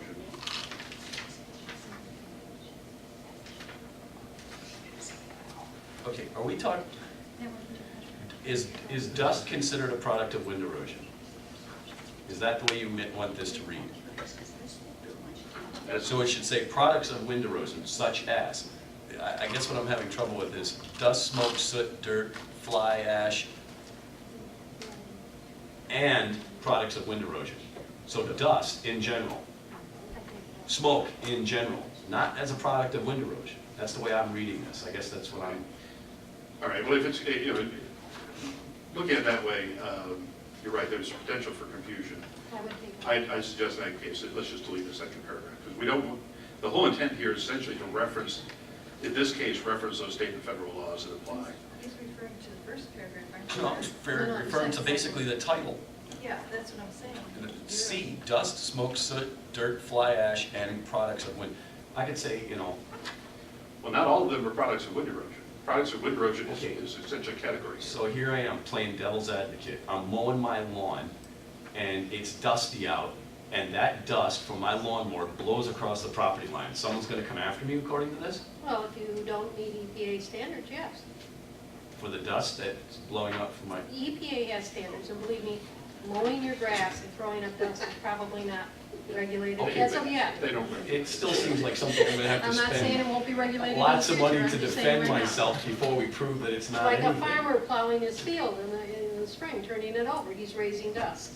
The roads that aren't treated are raising dust, dirt roads. So those are all standard. All we're doing is referencing the federal standards. If you are not in compliance with federal standards, then we can sic the EPA on you. Okay, and why do we even need to state that?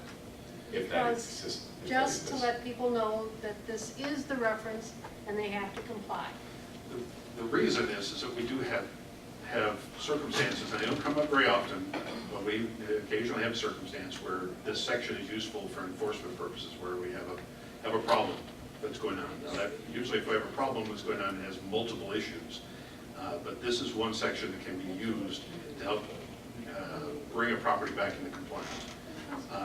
It is very rare that the performance standards are used to enforce, but it's good to have them there for when you have a problem. So the only thing you're proposing to keep is that first sentence. That first sentence. Because that's a reference to state and federal law. Yeah, no, I can understand when if you had a property under construction, and the construction was being run as a nuisance in the way it was creating dust and whatever, I suppose this is the only way you could even have a discussion.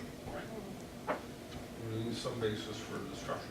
Because we don't want to just leave it only to the state regulation, because the state's not going to, it's going to take months if they come in at all to look into it. So having this reference in there allows the enforcement officer to at least say, we have a rule, you need to comply with this, and we want to make sure you're doing so.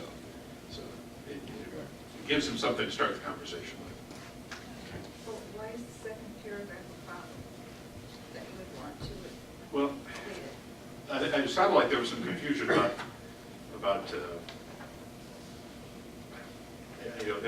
does this apply to generally, and it does refer to the drifting of airborne matters, so it applies generally. I don't have an objection to keeping the second paragraph, but it sounded like Bart had some concern Absolutely. about potential confusion or interpretation of that. My personal thought on this is that the way our township operates for zoning enforcement, the inclusion of that language is not going to create a problem amongst the residents. Because, I mean, there are, we're not a township where we have zoning inspectors running around looking for violations. We have our rules and regulations, and we generally look after them, but we try to get cooperative behavior more than punitive behavior. And so I personally think that having that language in there isn't gonna put us in a mode of having problems. But I What's the board's don't know if consensus? everyone else is okay with that.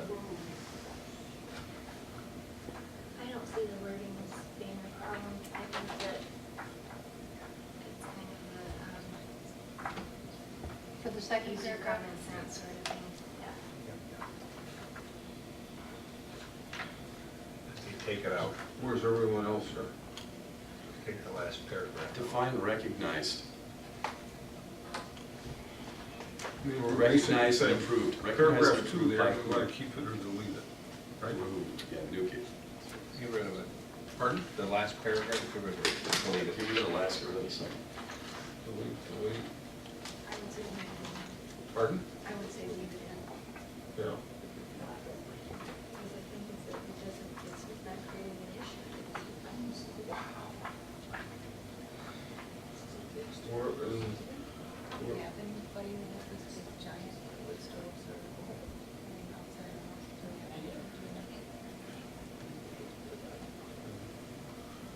This is, if you have a lot of trucks leaving the property and they're on a dirt driveway, and they're raising a lot of dust for residential uses, someone would call and complain. I would call them and ask them just to wet that down periodically to keep the dust down.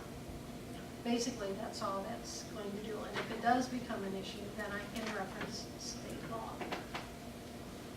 okay, but I'll put it in perspective right now, because we have 3 people saying they don't see the need to change it, so we don't have a consensus to change the wording, but we can reopen this the next time we discuss the ordinance, and maybe we can make a more effective argument to drop the paragraph. And I'm open to that. But I don't think, we're not on the same page on changing it right now. Is it 3 and 3? What are we Yeah, saying, so are we all in it's- agreement that we can get rid of the second paragraph? No, No, 3 No. on. There's three. Three. Okay, and right now, where are we at with deleting the second sentence of the first paragraph? that would sound like there was That we all consensus. agreed on. That we're That one's gone. done. That's gone. We'll come back and look at the second paragraph.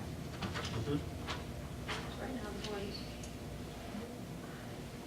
Does anybody find it kind of contradictory that we list that it's okay to put down oil to keep dust from coming up? And this is the EPA, this is kind of an environmental protection type of issue? I'm sorry, I find that kind Well, just no dioxin. of, yeah, I mean, just, oiling. I'm oiling my dirt driveway to keep dust down, but it's okay if nothing can grow there for the next 5,000 years. Yeah. All right, we want to keep moving, right? We have some more stuff here. I don't think we have farm labor housing, right? This was the proposal, simply to delete the word temporary.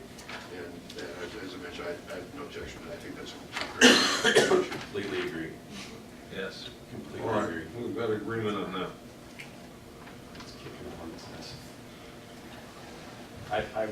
I also think there's a way, if there's a residence, I'd rather somebody be in there, because if it's occupied, it's probably better maintained as well. And the other one was the height limitation We're- on farm structures. Were you going to just reference the Right to Farm Act, or were you going to leave it? With this one, we suggested, the suggestion was to change it to perhaps to 100 feet in height, but also to add the reference that you accept where otherwise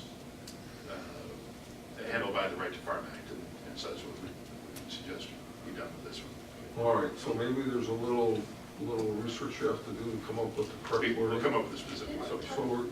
Didn't we we'll talk have about this we'll last have time, wait that and we were gonna see do a that. little investigation as to heights of these things and what's... We could, But we certainly did look into the issues with farm structures, and it is true that it's more common today to have taller farm structures than 75 feet. Sure. So what Mrs. Hamilton mentioned here is accurate, that essentially practices have evolved, and I think it's reasonable to recognize that those practices have evolved and adjust the height accordingly. The key here is that the Right to Farm Act does govern, at least in part, these farm buildings, and the township has a limited role in terms of what we can regulate, what we can't. Where the Right to Farm Act governs, the Right to Farm Act governs. My suggestion to include the 100-foot is essentially because the Right to Farm Act is still a work in progress in a lot of ways. And it may or may not govern the height of farm structures in the future. And so my suggestion is we put a number in at 100 feet, which is a very reasonable number based on current practice. And then include that language about the Right to Farm Act. We have ensured that we're not creating a conflict with the state act. Didn't we talk last time about some of investigating, go to I did. Silos R Us and pick out the heights, is it a 105-foot silo, or is it a 110-foot Most silo? silos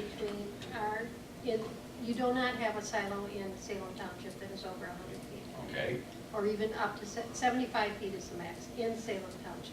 okay. Other communities will allow up to 100, but they don't have a lot of them either. I did check the surrounding farming communities.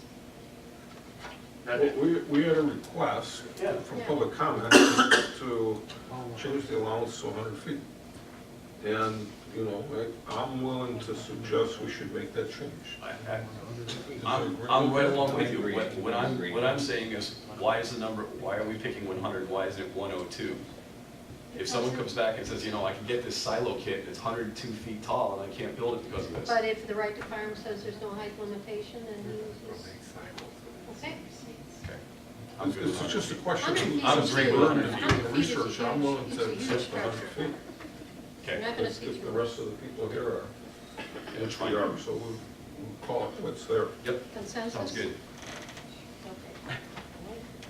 And farm labor housing is going to permanent, that was consensus? Yep. And the farming encouraged in the ER district intent section. Yeah, this was just making a change related to budding agricultural standards, which again, I thought this was a very good adjustment to make based on her comments. Consensus? Yes.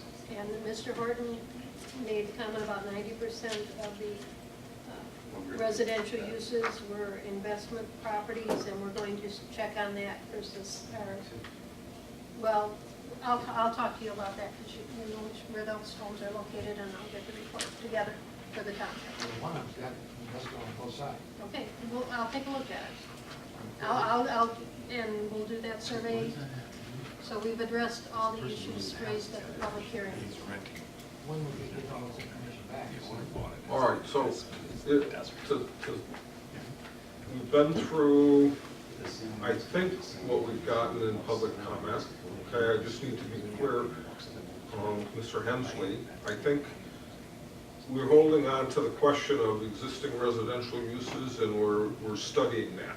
Okay, because we're getting an inventory of where there are existing residential uses in the general industrial district. We're going to try and understand the situation more clearly, and then use the time between now and our next discussion, which would be the next meeting. Yes, would you? I was just gonna say, if that isn't gonna be changed for the industrial, I suggest that wording be added to the recreation conservation also. Because the dump is not required to have any screening. I didn't catch that clue. Yeah, so the dump should be added to that list. Recreation conservation should be added. They should have to screen residential uses also. And is it selected to where you're just going down the zoning chain and having interviews with people who may have investment property or not? Wouldn't it go both ways? It's a selective view. You'd have to interview all, and not just a few who may show. I'm not going to interview anyone. I'm going to take a look at the assessing records and see which properties are occupied by residents and which ones are owned and rented out for. I can tell you. Well, let me check with the assessing records, and we'll go through, and this But if body that's- asked for a report on how many single-family homes were located in that district. Let me do that report first. I understand, but there's an objective, and the driver is, so you have a few of them. What is the result you're trying to find? Whether it's an investment, or it's somebody's home is not conforming, back to a point in time when it wasn't built, when it wasn't zoned, or when it was built, when it wasn't zoned? I'm just going to look at the existing uses on the property within that district. The key is, we're just gonna get additional information, so that The point bring being, back to the planning commission. we've heard the comment, and I can say from my perspective, the arguments are sound arguments, and I want to have an inventory, more information at hand before we bring it to a decision on whether to modify the wording or not. But, you know, Are you gonna see if they're it's homesteaded? literally a case of we really do want more information. We're not gonna try and review it and then sneak something by. Everything we've done has been open, and it'll continue to be that way, but we want more time and a little more information. Is Because homesteading considered that? we want to be careful in the way we respond to the valid points you've made. Okay? Homesteading? Yeah. That'll be one of the things that I look at.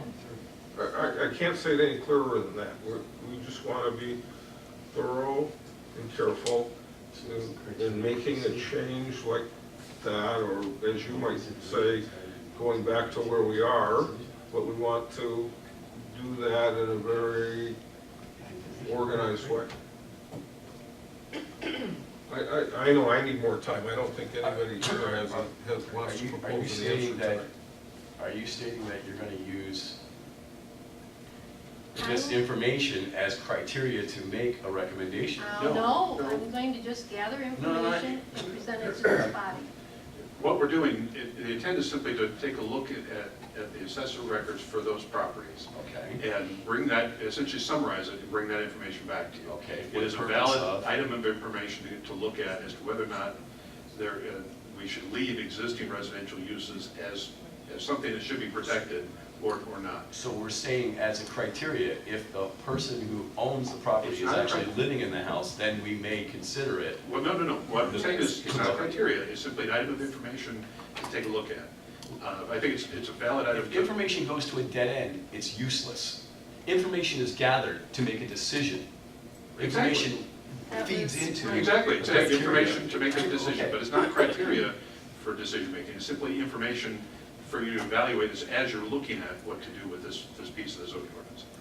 The reason I know I'm sounding like I'm parsing words here, information versus criteria. Criteria is a very specific term in our ordinance in terms of, it says, use these criteria in your decision making. What I'm saying here is we just simply want to find out a little more about the character of those existing residential uses. And we'll bring that information back to you, and then we'll go from there as to what we do with that. We asked them to do that, but they didn't decide to do that. No, I understand. And I guess what I'm saying is, if we're asking to do it, the information should have a purpose. Of course, Okay, so the purpose would be to help. to help us make a decision. Okay, so what's the criteria?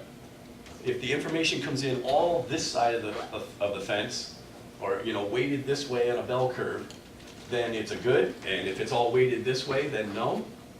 I don't think it's necessary to come up It's with just criteria. more of your fact finding.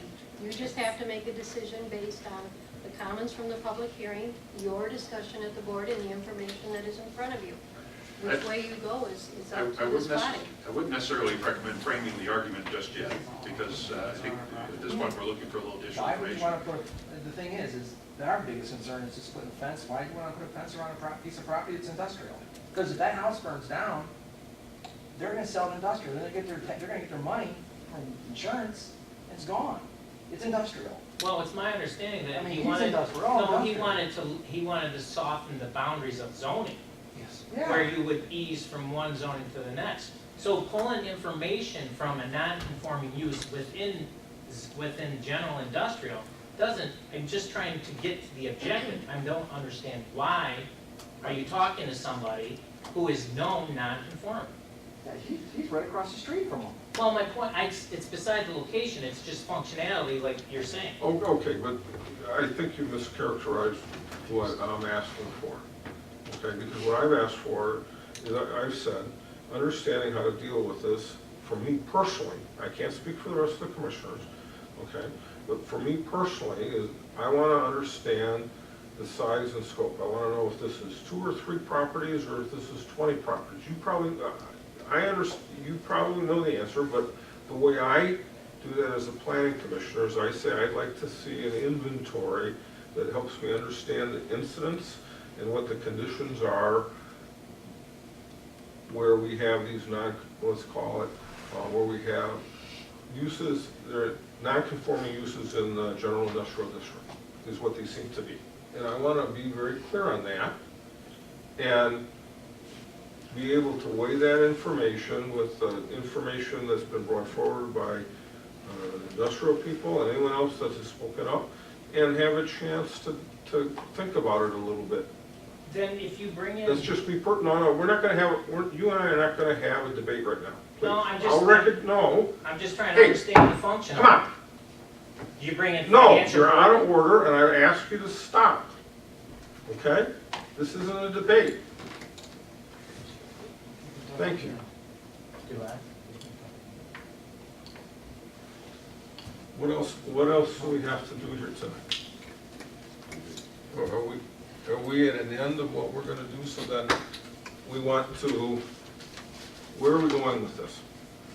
We're going to, I guess I'd propose that we schedule this as a business item at the next planning commission meeting to finish up with the extra information and recognize that as we continue to read and review all 400 pages of this ordinance, okay, I guess I have to say, if you find things that are legitimate questions that concern you in the interest of saving time, please send questions directly to the professionals, okay, so that we have that work behind us when we get to the next meeting, because I would really, my plan is to clean up the loose ends and see if we have a consensus on sending this draft ordinance forward to the township board the next time we meet. Okay. With that, I think we've concluded the discussion on item 7. Item 8 is old business items. None. Okay. Item 9 is reports of commissioners and committees, and we're going to have a bit of a report for the Parks and Recreation Committee on the public open house. Is there a summary that someone can provide? Casey, do you want to, You were there?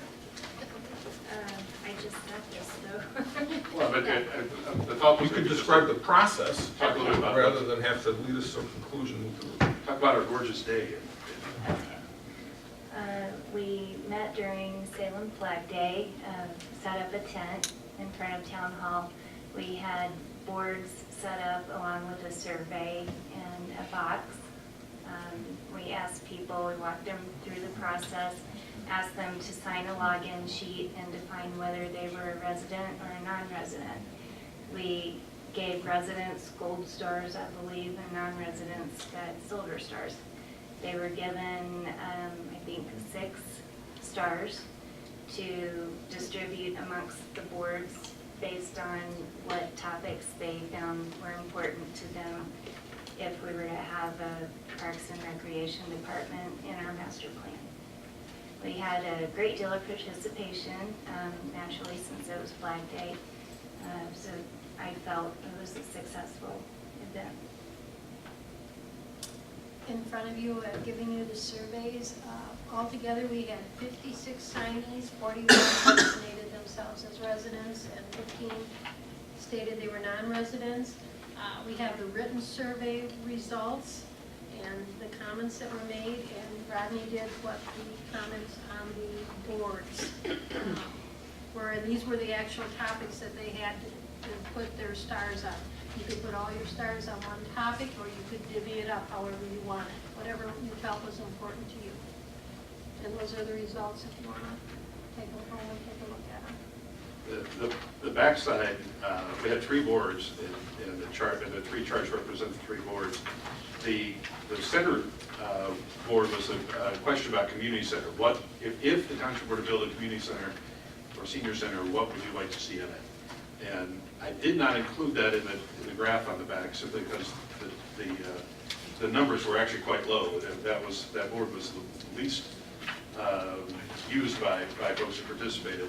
The majority of the folks that did mark on that one simply said they didn't want to see a community center or senior center. So, but the other two boards, you can see a graph on the back, gives you a pretty good idea of where the residents fell on most of the items, and non-residents.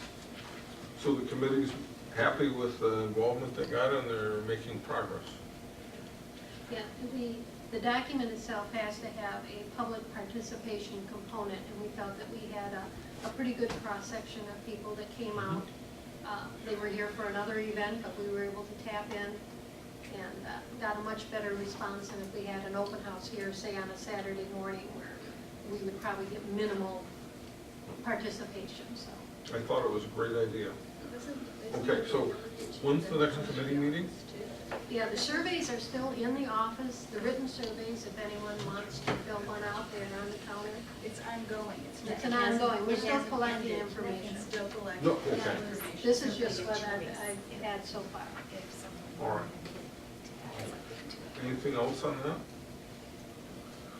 All right. Item 10 is the approval of minutes from May 20th. You should have a copy of the draft, and entertain a motion. Someone wants to I make one? move that we approve the minutes from May 20th. Okay, we have a motion and a second. All in favor, please say aye. Aye. Motion passes. The minutes. Okay, now we have reports and announcements. Maybe I guess I'd like to engage the supervisor informally on one subject, which is I sent a flyer out by email to the members of the planning commission related to an MTA conference that comes up in about 2 weeks' time.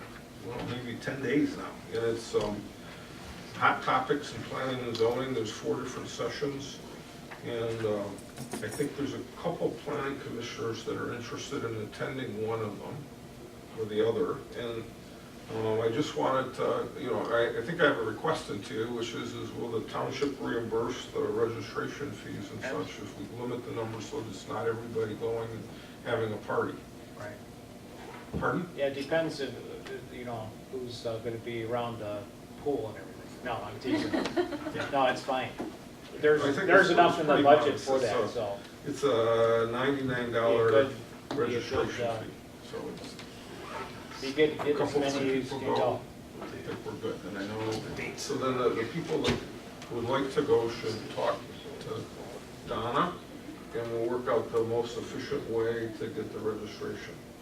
And for those who aren't able, can we like give a little presentation or pass on the info to those who Yes, couldn't go? it's on this, yeah, I would believe that we will hear from them once they go. Which location is being considered? Well, Franklin, we're going to be the closest. Yeah, who's thinking about going? I'd like to go to the one in Franklin. That's on Thursday. It's a Thursday, I believe. This particular speaker is an excellent one. She does a very good job, very clear. I mean, she doesn't use too many buzzwords, and she's great with questions. She always has a big question answer period. So come armed with a question or two, and you'll hear some good information. So those of you that are interested, right, at the end of the meeting, just talk to Donna, and we'll get squared away. I know, personally, I'm really busy now, so I don't need to partake, but I certainly want and encourage a couple of you to go, because it's. Mr. Chairman, I would recommend everybody go. So just not do a couple. I would just, anybody who could go to that, I think would be good. Yeah, and I think that the closest one is in Frankenmuth on June 27th. I don't think anybody would be going to the one up in Escanaba. Why not? Right, and there's another possibility. Somebody really wanted to go and they couldn't get to Frankenmuth on the 27th because of the conflict. It might make sense to go to Kalamazoo on the 28th. But it's pretty simple. All right, any other reports or announcements, Mr. Noonan? I did have one item, this is related to state legislation that's floating around the Michigan House of Representatives. We may have talked about this before, I can't recall, but related to medical marijuana. It's a Michigan Supreme Court decision that narrowed the scope of the Medical Marijuana Act to say basically dispensaries and compassion clubs and those commercial activities were not authorized by this 2008 Act. And that created a great deal of consternation among the burgeoning industry of medical marijuana provisioning centers and dispensaries and such. And they apparently have a pretty good lobbying force in Lansing already as well, because almost immediately a new House bill was introduced. I think it's House Bill 4721, if I recall. It's entitled Medical Marijuana Provisioning Centers, and it proposes to essentially overturn what the Michigan Supreme Court did by adding in what they call provisioning centers or dispensaries back into state law as a protected activity under the medical marijuana provisions. I would have thought that this bill would have gone nowhere with the current makeup of our state legislature, but in fact it is actually it's moving. It has a number of very powerful people that have supported it, and it has gotten through a committee and is now heading for the House floor for a vote at some point this year. I don't know how you feel about medical marijuana, positive or negative, but I certainly encourage you to contact your legislatures and your state representative and let them know how you feel, because this is an important act. It does affect local governments. The current act, in my opinion, it does not protect local governments enough. Even if the act is approved, it ought to be amended. But it got through committee as is, so I just suggest that you consider making your views known on that law, or that bill before it gets through the legislature. Okay. Bill number again. I believe it's House Bill 4721, and it's entitled Medical Marijuana Provisioning Centers.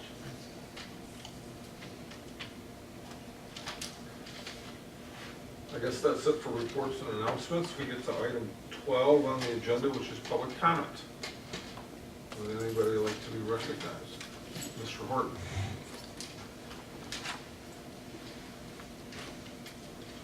Seeing as how you can't say anything, it seems that we should have had some opportunity, because we said our piece first and then you went through the board. But on the residential uses, are we going to go by homestead? Or are we going to go, like if someone's living there, they have an opportunity to have homestead if they're living in the house? But I've got tax bills. Because they're residential, like 401 and 402, doesn't necessarily mean they're not rentals. Mr. Urban, who owns all that property I was talking about, lives between two of the houses that he bought. So he would come up under homestead, but both sides of him would be rentals. Okay? The house across the street, which is on the right-hand side, there's only one, that's the Lewis's. And that would probably be the only one on Chubb Road that would have homestead, and I don't see it under tax bill. Along 5 Mile, you've got Mr. Mutch, who had homestead, but he also had homestead on his house on Tower Road, and I come up here and made a lot of noise because he had 2 homesteads. On the corner, the lady next to me more than likely has a homestead. Down Salem Road, there isn't any. I have a home there, and there's one next door. They're not home. And as far as bank mortgages and insurance, I have a big fat home improvement loan on my house. It's not a problem, because I've been mortgaged about 4 times on that particular property since I've been there, since 1968. So as far as mortgage is concerned, if you got good credit, you can get a mortgage. But I don't think it burned down, the township wouldn't necessarily have to build it back. Even if they were protected, it's still non-conforming. Thank you. Also, in the zoning ordinance, it says that the zoning ordinance shall identify and process all violations of this ordinance and permits and certificate issued, and shall make periodic inspections in Salem Township for the purpose of finding such violations. So this has been in the ordinance since I lived here, since I came here. It's the ordinance we have presently. And I have a real problem.